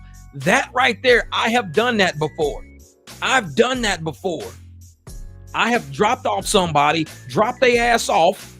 I'm driving. I'm like, I'm gonna hurry up and go to the Circle K, because I get my upside shit on Circle K. Because I tell people, I'm gonna put my upside link on my channel one day, because I know people probably don't use it, or they do use it. I don't fucking know. But on upside right now, shit, I got $60 sitting up there. $60, and that's about almost a full tank of gas for me. $60 sitting in my upside. I've cashed out a lot, man. But I'm driving to go find me a Circle K. A ride will pop up. Usually, if it's a shit ride, I don't care. I just decline it and keep driving. A good ride popped up. Boom. I'm like, oh shit, I gotta take that. But damn, I got like 33 miles till empty. 33 miles. I'm like, I might not make this shit, because the 33 might be false. It might only be half that. I might only be like fucking 18. It might be 33 because my truck is leaning like this. Motherfucker sit straight up. That shit go 33 all the way down to 9. So I'm like, shit. I picked up the phone. I did just what you said, CS. I did just what you said. I did not text him. I picked the phone up and I hit him while I was driving. And that shit says, when you call the customer, make sure you're not giving any personal data for security. Whatever, motherfucker. Is that person answer? Hey, Jeff. I'm like, hey, what you doing? Hey, check this out. I'm about to stop right here at Circle K because I'm almost out of gas. I was just about to fill up before you. Oh, that's fine. Take your time. They don't care. CS is 1000% right. They don't care. If you call them or text them, it's so much more professional. I've done that shit before. It's when they get in the car and now you want to be weird. Hey, we got to stop off somewhere. You know what I'm saying? We got to go get some gas and some Black and Miles. We're going to cruise through real quick. We're going to drive down this alleyway. I got to talk to my homeboy, Leroy McCoy, the motherfucking bum by the dumpster and shit. And then we're going to cruise up. Motherfucker, it's too much. You're doing too much. You could do all that shit before you came and got me. So just like CS said, make sure if you got to get gas, people, If you got to take a piss, whatever you got to do. If you got to use the restroom and you scared they're going to cancel you, dude, just make sure you hit them up. Hey, I got to stop real quick because I was just about walking into the store right now. I got to go in here and wash my hands and everything. And you ain't got to tell them I got to take a piss, a shit, wipe my ass, blow my nose. You ain't got to, that's too much information. Just tell them, say, hey, listen, I was just about to walk into the restroom to wash my hands right when you call. I got to go in here and let me wash my hands real quick because I was wiping something out of my car. Tell them whatever. Don't tell them you got to take a shit. They know right now you're in the restroom. That's all they need to know. I got to walk in and wash my hands. Walk in, do whatever you got to do. Leave. It's way more professional to make that phone call and that text than picking them up and driving. Man, you know what? When I pick y'all up, I gotta use the bathroom. Is it cool if we just stop here at Circle K? Because I gotta run and use the bathroom. That's not professional. You on their time now. Now it's gonna charge them once you go over 5 or 6 minutes. It's gonna charge them now. And if you go off basis, you really gonna charge them now. So you charging them for some shit you should have already took care of. Regarding the fuel, learn how to work out your fuel. Yep, average fuel consumption, and take notes of where your needle and digital readout are so you can do better gauge. And that's why I say, if you always read the numbers, it's not always right. Because sometimes you could be uphill and it says you got, 111 miles. Then you start driving straight and it says, okay, you got 97 miles. Like, wait, it just said 111. How the hell I go 97 that fast? The gas gauge is based on how your truck leans and shit like that. You going up here, you're going in and out of driveways. It was at 88 miles. You go out of a driveway. Oh shit, I thought I had 88. It's 102. You start going again. Holy shit, it's 71. Wait a minute. What the hell? Motherfucker, out here, if you taking people on camelback, your truck is aiming straight up the hill. When you aiming straight up that hill, it look like you got a full tank of gas. You be driving up to the hill, it's like, oh yeah, you got 111. You start aiming up that hill, I got 137 miles, dude. Shit, I'm good. You come back down that hill, you got 76 miles to go. Know your needle, know your fuel consumption, know how long you've been driving, how much gas you've got on flat ground, and you can estimate how much more. I got another 140 miles I can go, because that gas gauge can move. It could get stuck. Imagine it just getting stuck and just freezing, and your sending unit goes out and you don't think your sending unit went out. You've been driving for like 20 minutes and you like, dude, I've been driving at 150 miles till empty for the last 30, 40 minutes. I think my fuel sending unit just went out. Then you find out, yep, the gas gauge is stuck. Motherfucker, you pulling up to the party. Like, wait a minute, man, my motherfucking fuel sending unit just went out. You're like, I think I need to get some gas. You think, motherfucker? You think? You pulling around the corner, shit, everybody in the car bucking like a motherfucker. Like, dude, what's wrong with your motherfucking car, dog? I don't know. I think the fuel sending unit went out.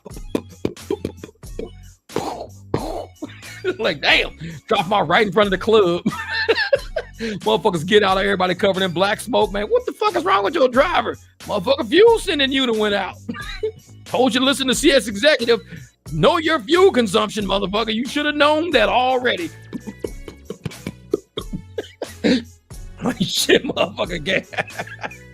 Like, man. Oh, yeah, that's the thing. Gas and bathrooms out before that, they don't care, man. They don't care. Do that shit before. Do it before, and you have no beef. And I try to do it with thin rides. Like when I got a couple of shitty pings in a row, because sometimes the algorithm will catch me and I'm doing good with rides. But if I get some shitty pings, turn that shit off, use the bathroom, get that shit over with. I know it for real, man. It's like, this shit's funny as hell, man. Motherfucker be like, hey, know your fuel consumption. It just sounds like a speed bugger. Like that shit be bucking like a motherfucker. You be like, I just gotta make it Circle K. People in the back seat like, you okay, sir? Your motherfucking car got Tourette's. Is everything cool? Motherfucker, yeah, we just gotta make it Circle K.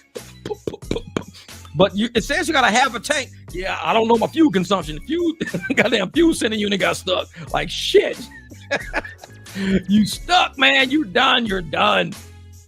Yup, that's what it is. No, because I know about the average time. I know how many days I can drive on the tank. I'm like, if I go this many miles a day, I take this many rides a day, I know exactly where I should be at. If I get somewhere and I'm like, oh man, I'm doing really good on gas, I didn't drive that many miles. I'm at 100, miles. I'm just above 3/4 of a tank. That's where I should be. That because I know my fuel consumption. That's where I should be. If I drive 200 miles and my shit's still on 3/4 of a tank, my fuel sending unit is stuck. Because I'm like, oh shit, man, I got 3/4 of a tank and I done drove 200 miles. No, your ass should be way down here. You should be right in between a half and 3/4. You should be further down. So you saying, nah, motherfucker, no, something's wrong. Because at half tank, it's around about 250 to 279. About 250, 279 when I hit half a tank. And then it starts going down. By the time I hit 1/4 of a tank, I'm at about 130. It'll be 130 to 140. And then right below it, that's when you're hitting your 119s and shit like that. I know exactly where my shit should be as I'm driving. Because I'm looking at my dial. I'm looking at miles till empty. Because if your shit is on 1/4 of a tank, but your shit says 500 miles till empty, you should be at like 120 miles. And I know 500 miles till empty. You know what's going to happen? You got a whole carload of motherfuckers driving up to the club. What's wrong with your driver, dog? Motherfucker fuel sending unit went out. He don't know his shit, man. He ain't no professional like us. This is 3 to 4 bottles of heat, runs about $15 for nearly 30-40 savings, so tank worth it. Yeah, and I clean out my stuff all the time, man. I always throw some kind of fuel additive in there, like every probably 3-4 tanks. I'll throw some fuel additives just to clean out my lines and everything. Like right now, I jumped in the Beamer yesterday. No, 2 days ago, I jumped in the Beamer. Check engine light pops on. Like, what the fuck? Check engine light. Goddamn, too much fuel. It's saying fuel running rich. Fuel running rich means either I got air restriction coming from somewhere, like it's restricting air and I'm not getting enough air, or I really do have like a leak. So like it's going, instead of coming back to the intake, it's like a leak over where my oil catch can is or something like that. So I got to kind of go through my oil catch can setup. I got to go through all of that. And because nothing's wrong with that engine. I know it's not a fuel. I'm not running rich. It's something hanging up somewhere. So I'm like, let me go figure this shit out. Cause I got a catch can, man. Says, man, some kind of leak in there, man. I don't even know what I can't remember what the code was. I cleared it out already. I drove it today and shit. Everything was fine, but it's like, man, then what you want earlier? I want to join some, man. We've been on for almost 3 hours right now. 3 hours. 3 hours. See, ethanol do that too. You run too rich. Yup. It's pigeon behavior. Well, that's pigeon behavior. It's no hard over here in SEL, Jeff. What? No, if y'all got snow going, you know what that means, brother. If Uber don't put out surge, you got to capitalize, my man. This is what you do. You cruise up. I'm going to tell you how you make money with no surge. Cruise up. I don't know why, but I had, like, Uber's not paying right because you don't know. Uber might be charging these people, because it is snowing, $40 for a ride. They're trying to pay you $11, $12 because they not throwing surge out there. So this is what you do. You know it's snowing. You know you should be getting paid big money. They probably charge you big money, not just putting up. Cruise up. I don't know what's wrong with my phone. Like it's hanging up my system and shit like that. Like nothing's processing. So I don't know why they're trying to pay me $11, but I'll do this for you for like, $20, $25. I'll do this ride for you. They might be like, oh, cool. Because they charging me $35, but they trying to pay you $11, $12. They charge somebody $35 because it's snowing, but they trying to pay you $11, $12 like it's a normal day. Be like, man, I'll do it for $20, $25 because something's wrong with my system. My system is hanging up. Now, if you roll up and you say, hey, my system hanging up, and they say, oh, we only paid $25 for it. They're like, oh, cool. That'll work. Then we could just do it for $25. Then that's work. Well, I'd rather just pay the app. Say, no, my system is jacked up. I should be getting paid like what you paid. There's something wrong with the app. It's screwing up. I should be getting paid $25 for this trip because you paid $25 for it, because you should have paid more than that. You should have paid $30, $35, but my system is hanging up. It didn't give you the right price. So therefore, just give me the $25 because that's what I'll do it for anyway, because I can't do it for no $11, $12. Now, normally I get, oh, I see what you mean. Okay, well, just cancel it then. Cancel it. All right, cool. Let's cancel it real quick. I'll just give you the $25. You got Cash App, Venmo? They cash out you $25. You can always work through a problem. You can always work through it. All right, Abby, get out there and get it. Get out there and get it. So always, if there's an issue with the money, an issue with the payment, you can always work through it. You can always renegotiate, especially when it's a hazard out, when it's snow on the road, when it's raining real hard, when it's a hazard, you should be getting hazard pay. If you ain't getting hazard pay, then you got to make it up. And you make it up by something's wrong with his app. It ain't paying us right. The charges ain't going right. Something's wrong. It's hanging me up. The distance ain't right. The mileage ain't right. The surges, the prices ain't right. Something's wrong. You got to come up with a pitch that's real smooth. It flows right through, and it makes the people go, you know what? I want to make sure I get this ride, but even better than that, I want to make sure you get paid right. And if you get paid right, means you have to cancel this ride, and I just got to slide you 25. Done deal. Can you give me? I can get you there. Put the address right in the thing. Like a lot of places, I take people, they just say where they're going, and I just happen to know. But if they say, oh, we just going downtown Scottsdale. Cool. I'll just drive to downtown Scottsdale. Drop them off wherever they want to be dropped off. Don't make a difference. It's all the same shit. But if it's somebody's specific house, I'll say, okay, cool. I can either enter it on the phone, or you can just tell me where to go from here, or I can just put it in my navigation. However you want to do it. If they say, I'll just put it in navigation, then I'll do it. But if they say, I'll just tell you where to go, that's cool. Because this is what I like when people say, I'll just tell you where to go. Navigation holds people's addresses, and I don't like that shit.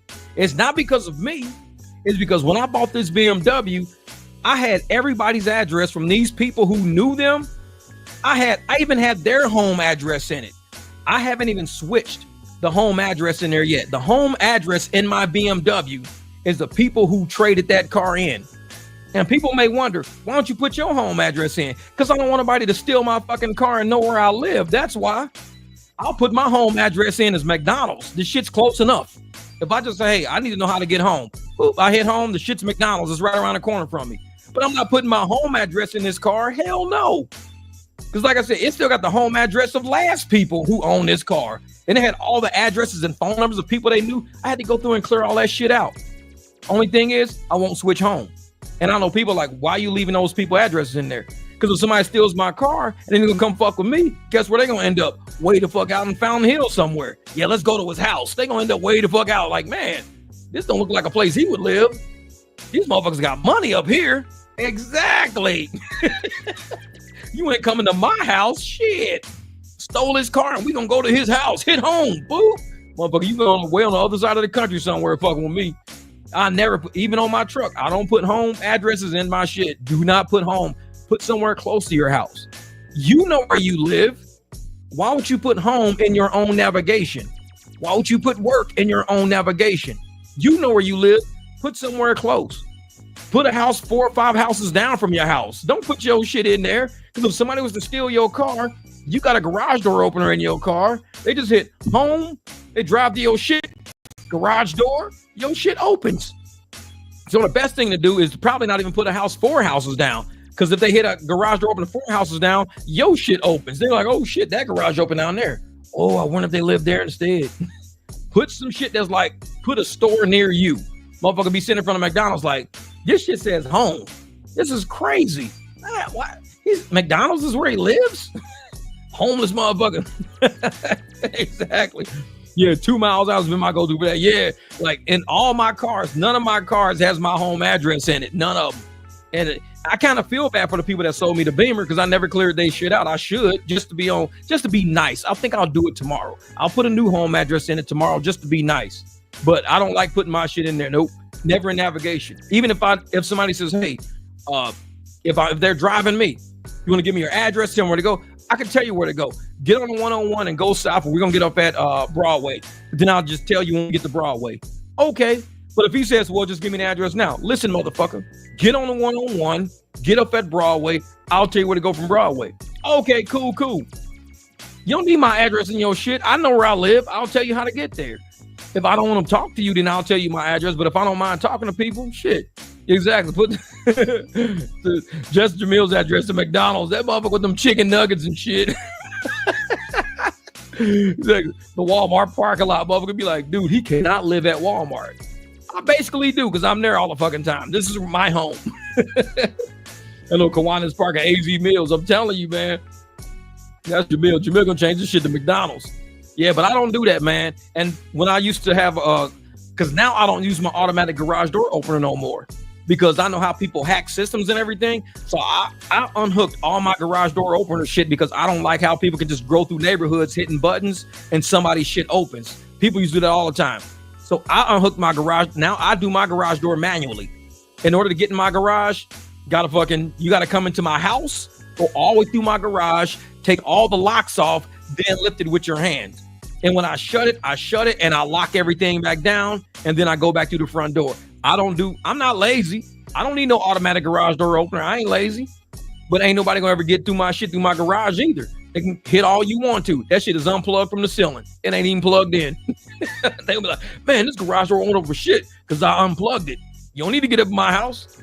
Shit, you got to walk in. You got to get out the car and walk in. If you can get through these dogs, you can get in my garage. Like, other than that, nah. There ain't gonna be no accidental code mix up, no accidental signal mix up, and all of a sudden my garage opener starts raising up in the middle of the fucking night. Like, dude, in a bed sleeping, like, is that my garage door opener going up? Or if somebody was to steal your car and they have your home address, especially on your insurance, like all my insurance is on my phone. None of my insurance is in my cars. Because I always think if somebody steals my cars, they not gonna know where I live at least. Because there's no insurance shit in all my registration, everything's in here. None of my shit, you steal my car, you have no idea whose car that is. You just driving around in that shit. Well, when you start to say Jeff Watts right on the screen and say, welcome, Jeff Watts. That's all it says. But other than that, there's no information in my car of showing where this car is. Because I don't want nobody at my house like that. You steal my car, you might fuck around and park that shit across the street from my house and not even know it. Be like, bro, look at this shit, man. We got this nice ass motherfucking Beamer. And I'm on the phone with the police. Yeah, man, somebody stole my motherfucking BMW. I walk out the house and there it is sitting in front of my house. Like, who the fuck stole my Beamer? Come to find out it's somebody's cousin, and their cousin happened to live across the street from me. The cousin come out the house, be like, bro, that Beamer look like that dude's across the street. Like, what? I walk out the house like, hey, man, you stole my motherfucking Beamer. See, they wouldn't even know. But if you tell them what address that Beamer's at, they ain't gonna bring it. Oh, dude, don't go over there. That's where the address is, man. This is his Beamer, man. Don't go to that street. Always take your address off of every fucking thing. That way, you roll up on people, man. They don't even know. That's just said my home address is the police station. That shit's funny as hell. The motherfucker's like, yeah, man, hit home. Let's go to his house. Oh, Darius, man, I appreciate the super chat, brother. Thank you, my man. Much love on that, brother. Much love on that. Thank you. All right, man, we'll catch you later, brother. I ain't gonna be on for too much long anyway. You kind of roll through it. You roll through it. But this shit is funny. Motherfucker be like, hey, man, let's go to the dude's house, man. We stole his car. Let's go see if he's at the house. Let's go rob him, man. He got a garage door open and everything. Motherfucker be hit the button. Motherfucker be like, bro, the address is the police station over here. Motherfucker hit that home button. That should be like police station. You pull up like, oh, I don't think so. Police be like, bro, this was the easiest criminal we've ever caught. We were looking for a goddamn Malibu with these license plates, and here you are pulling up. Antonio, you real on that shit? Who's safer, the driver or the riders? Man, real shit. That just learn how to disable keyless entry on your car. Yep. Man, there's so many different things I hear about people's car getting stolen. Today, I was walking my dog, the little dog. So I walked him around the corner and I was walking him back. So as I'm walking him back, there's a lady doing Amazon because she's got the white Amazon package in her hand. She's got like a little black car. I was going to say what's up to her and tell her not to do that shit no more. But she's got the little Amazon package in her hand. She's dropping off something for my neighbor or whatever. I see her at the door. She's scanning everything else like that. Her car is running the whole time. She's clear at my neighbor's front door. Her car is running. I know we're in a safe ass neighborhood, but I was going to tell this lady, hey, don't do that. Don't ever do that. If you get out your car, you need to take your keys and shit with you. I know we're in a safe ass area, but no, do not do that. Don't ever think. Because for all she knows, somebody could have been walking by, jumped in her shit and took off. Then she'd be looking at me with my little dog like, can you help me, sir? And I'll be like, I'm just walking my dog. It's not my fault you left your keys and shit in the car with your car running. But I would have to help her then. Now she done fucked up my day now. But I was going to stop her. I was going to be like, hey, lady, excuse me. Hey, I'm a driver too. Don't ever leave your keys in the car with your car running. I don't care if you are going to be a couple of seconds. Take your keys out. Turn that shit off. Take your keys out. Don't do that. But it's like some people, man, they head on a swivel like that. Me, I'm from the hood. I know how quick shit can happen. 1 minute you sitting there laughing and joking, ha ha ha. Next minute, motherfuckers at the gas station taking your car. You like, bro, I was in there buying cookies. I turn around and see my car pulling out the gas station. Like, what the fuck, man? Like, yeah. Mercedes and BMW have a sequence of lock, unlock to disable keyless go. Oh, I didn't know how that works. Mine just work off my keys. If I walk near the car, the car goes deep, deep. And then it starts opening or closing or whatever. But driving for a year, white Lincoln, saw SUV. Okay, you've been driving for a year with a white Lincoln SUV. Okay, that's the nice one. That's the nice one right there. them big Lincoln SUVs. Now, what do you got? You got the Lincoln Navigator or the Lincoln Aviator? So, because I like both. The Navigator is like the super expedition. It's like the Navigator is the upgraded level of an expedition, and the Aviator is the upgraded version of the Explorer. But I mean, they're completely different on the inside. Like when you get inside of a Navigator or an Aviator, it's like top of the line executive level shit. If I took the shit from a Navigator and put it inside of my Expedition, oh, that would be sick. Because it looks way different. Same exact trucks, but it's like a Chevy versus a Escalade. Same trucks, but they just put all the upgraded shit in the Escalade. That's all they did. And that's what they did with those Aviators and those Navigators. They just put all the upgraded shit in it. Look at that. Saw your page last year, traded pigeon feathers for cash. That's funny shit. Hey, bro, I'm glad you woke up. Brother. Because, man, and right now, I know you living good right now. If you've been doing this for a year, if you've been out there collecting clients for a year, driving for better money for a year, you doing good right now. Much better than somebody who's sitting on them other channels. Oh, I'm only leaving everything on the app. I just make sure I keep my AR high, and I make sure I hit all the bonuses, and I make sure, yeah. They drive. All it's gonna take is one car repair, and every piece of profit they made is gone. They'll be like, oh man, I gotta start renting a car now. Or I gotta trade my car in. Or I gotta take out a loan. If you've been in business doing rideshare for this long, if you've been in business, anybody out there, including me, you've been in business doing rideshare this long, and you need like some engine work done on your car. Let's just say you need a water pump. And you got to take out a loan to get the water pump done, it means you've been driving wrong. Because you shouldn't have to take out a loan to get your car work done. You've got to save money because the apps are designed to keep you on that poverty cycle. The moment a repair hits, it knocks you down. So you got to drive like a pigeon. Then the car repair, you all the way back again. A pigeon. Oh shit, another car repair. A pigeon, you never get up. Now you drive for cash, it's like cash. That shit's moving fast. Cash. Or repair. Cash. You just still going cash. Or repair. Cash. You still going cash. Or repair. But with them pigeon rides, like pigeon, repair, back to square one. Pigeon, square, back to square one. Like, damn. I can't never win. Every time I just get somewhere, another $1,400. That's all the profits I made. $1,400 in profits. Gone. Wiped out. I done paid rent, groceries, bought some clothes for the kids, paid for, saxophone class. Thinking I'm in the clear. Soon as it happened, bam, a car repair. Shit. Back at square one again, man. Took everything I saved up. Gone. Doing them damn pigeon rides. But when you do them cash rides, that shit adds up. Then it adds up a whole lot faster. So the moment you need that money, bam, the repair goes to here. Start saving up, doing all them good ride. A repair, bam, you right here. You ain't never going back here. Because once you cross that bridge and you start doing cash rides and you start doing clients, oh, you ain't never gonna end up back here again. Because you're building business, you're building. Your money's gonna be going like this the whole time. Well, pigeon rides is like this. You're like, damn, man, I can't get money in the bank. What the fuck? Shit keeps happening every time, man. Damn, I gotta keep damn. You ain't never getting past that hump. You're like, I can't get past the hump. The moment you change the way you drive, you're like, oh shit, I'm past the hump. Then back, oh shit, I'm way past the hump. Damn, I don't even see that hump. I got a whole new hump I'm finna hit. I should just keep going, man. Keep going. And then, Antonio, you stupid. That's some funny shit. You're like, I'm past the hump. I'm almost past the hump. Uber update. Damn. That's them fucking pigeon rides right there. Oh, man. I just paid for my last car. Oh, I see the hump. Uber update. Damn. They get your ass with the Uber update. They be like, wait a minute, man. We've been letting these pigeons fly too good. These pigeons are flying too good. Hit their ass with the update. Uber update. Damn. It ain't even a car repair, just an Uber update, motherfucker. Uber update. Damn, I'm back at square one again. They get your ass with the update.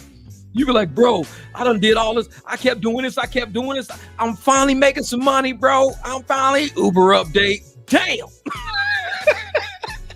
It's like when you at the circus or you at the carnival and you shooting them ducks are going across, going ding, ding. That's Uber right there. You be like, car repair, ding. Oh shit, another car repair, ding. Damn, another car repair, ding. Motherfucker Uber update, ding. It's like it just keep knocking you over.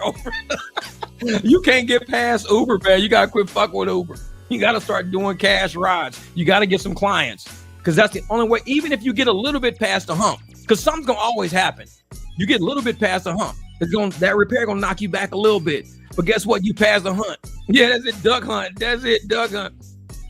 And the dog pop up. He holding the ducks going. But once you start doing cash rides, even me, when I go grocery, it feels so good to grocery shop now. And I got money in the bank. I don't got to whip out my debit card a lot at the grocery store because I just did like 3 or 4 cash rides. I got a $50 tip. I did a cash ride for $50 because somebody was like, man, I don't want to wait here. I've been waiting for my cars. It keeps saying 8 minutes and it keeps saying 8 minutes and it keeps saying 8 minutes. I'm like, Uber stringing riders along. It'll say 8 minutes and then the guy will be sitting there and it'll change drivers to 8 minutes. And he's sitting there and change driver to 8 minutes. He says, bro, I've been sitting for half an hour getting switched to 8 minutes. Over. You pull up through any valet of a hotel. Has anybody been waiting too long and anybody's ready for a ride right now? My ride canceled. I got a minute. Just cruise to a valet and just say it. Just say it. Hey man, anybody waiting for a ride? Because my ride just canceled. So I'm open. Here's my card. If anybody, here's my bit. Somebody might, hey man, hey, if you can you just give us a ride like downtown? Yeah, well, Uber's charging us like $62. Man, just give me $50. I'll take it downtown. Cool, here's my card. You can Cash App, Venmo, Square, whatever you want. No, we'll just give you straight cash. Cruise to a valet. Because when I got the $50, I had a black SUV ride. I'm cruising up to pick people up. The dude's not even coming out the building. He's still sitting in the building. I'm sitting there for a black SUV waiting, nothing. I even showed it on my app. I got a $13 charge for that cancel. He canceled. So I'm sitting there waiting like crazy. I'm like, dude, the dude ain't even coming out. A couple was walking out. They just happened to see me.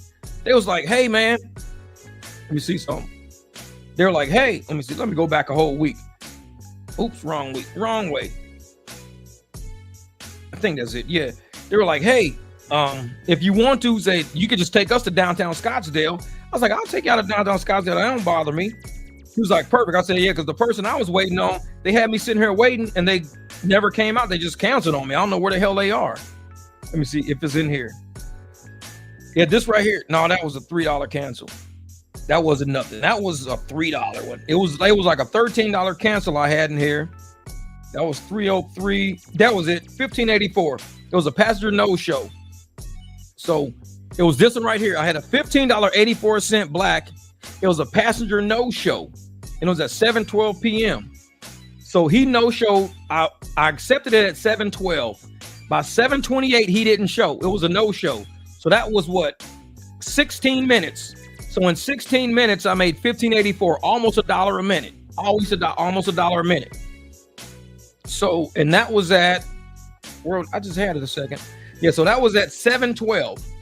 I didn't take my next ride, it didn't take my next ride till 8 o'clock. So at 7:28, when I actually hit no show at 7:28, that's when the people was at the valet and they said, hey, if you ain't got a ride, can you just take us? We're just trying to go downtown Scottsdale. This was at like the sanctuary up on Jackrabbit Road almost. So I was like, cool. All right, great, man. You be easy out there, brother. I'm going to wrap this up in a second anyways, my man. And so I tell people, man, and the guy walked up. He was like, we just trying to get downtown Scottsdale. I said, well, shit. I said, I was about to head over anyways. He was like, $50. I was like, $50 is cool. $50. Quick $50. When dude canceled on me. I don't even know what my upfront was for that one. Before he canceled, I don't even know what my upfront was. That's $15.84. Oh, don't show me an upfront. Okay. Yeah, it don't show an upfront because it says my passenger time was 16 minutes of waiting, 16 minutes, 21 seconds. My distance was 2.8 miles. So I traveled almost 3 miles to get to them. And they paid me $15.84 for 16 minutes, 2 miles. Not bad. But the dudes walked up, him and his girl walked up and I was like, well, my people just canceled, man. He was like, well, shit, take us like $50. I was like, that's cool. Shit, we roll. So I tell folks, man, yeah, Fountain Hill's a hot spot for cash rides. Yep. Because nobody's ever up there. And here you go. Coach say, hey, made $400 last Monday doing that from Weekapool to airport. Yep. And because nobody's ever in most of these places. So if you want to be easy, go to valets, cruise through, see if anybody's standing there. Don't be scared to speak. Do not be scared to speak. Have business cards already ready. Hey, does anybody need a ride? My ride just canceled. And y'all can see people do that shit all the time. Motherfucker canceled on me. I got a $50 ride. So I got the $15.84 plus the $50. So that's $66 I got. $66. And Lyft led me to that $66. I had to drive 2.8 miles, 16 minutes to get to him, or 2.8 miles to get to him. Got to him. The guy did a no-show. So I got that 16 plus the 50, which is better than what I was going to get anyways. So sometimes you just got to go to these valets, man. Chat with them. Be like, hey, listen, man, my ride's just canceled. I'm just going to kick back up here. I'm going to wipe my car down, maybe this and that. But if anybody needs a ride, hey, here's my business cards. Hey, can you take me downtown? Is there any way, I'm not too far out, $25, $30 cool. I mean, Uber might pay you, $10, $25, $30. All right, that's cool. $25, $30 is cool. Let's do it. Get $25, $30. You might get there. Hey, here, just take the $40. Here's $40. Thank you so much for taking our ride. The music was great. We enjoyed listening to Jesse Cook. The music is nice. I love it. Appreciate you. We got your business card. When we finish with dinner, we might give you a call. All right, cool. No problem. If you call me, you call me. If you don't, you don't. But please do, because I can use the business. All right. That's how you got to do, man. Cruise through valets. And what somebody else say, you can slap the valet $20. He'll pass them to you. Yep. And that's what it is, man. We gotta do our business the smart way. We gotta quit with the pigeon shit. Just like my man said, he's been doing it for a year and a half, a year. He's been doing it for a year in a Lincoln. He says, man, I'm done doing these pigeon rides, man. I gotta start doing something different. The only way we gonna make it in this game, man, is to do something different. That's it. Oh, it froze up? Okay. Well, it's at 3 hours and 15 minutes. Therefore, this is like drop.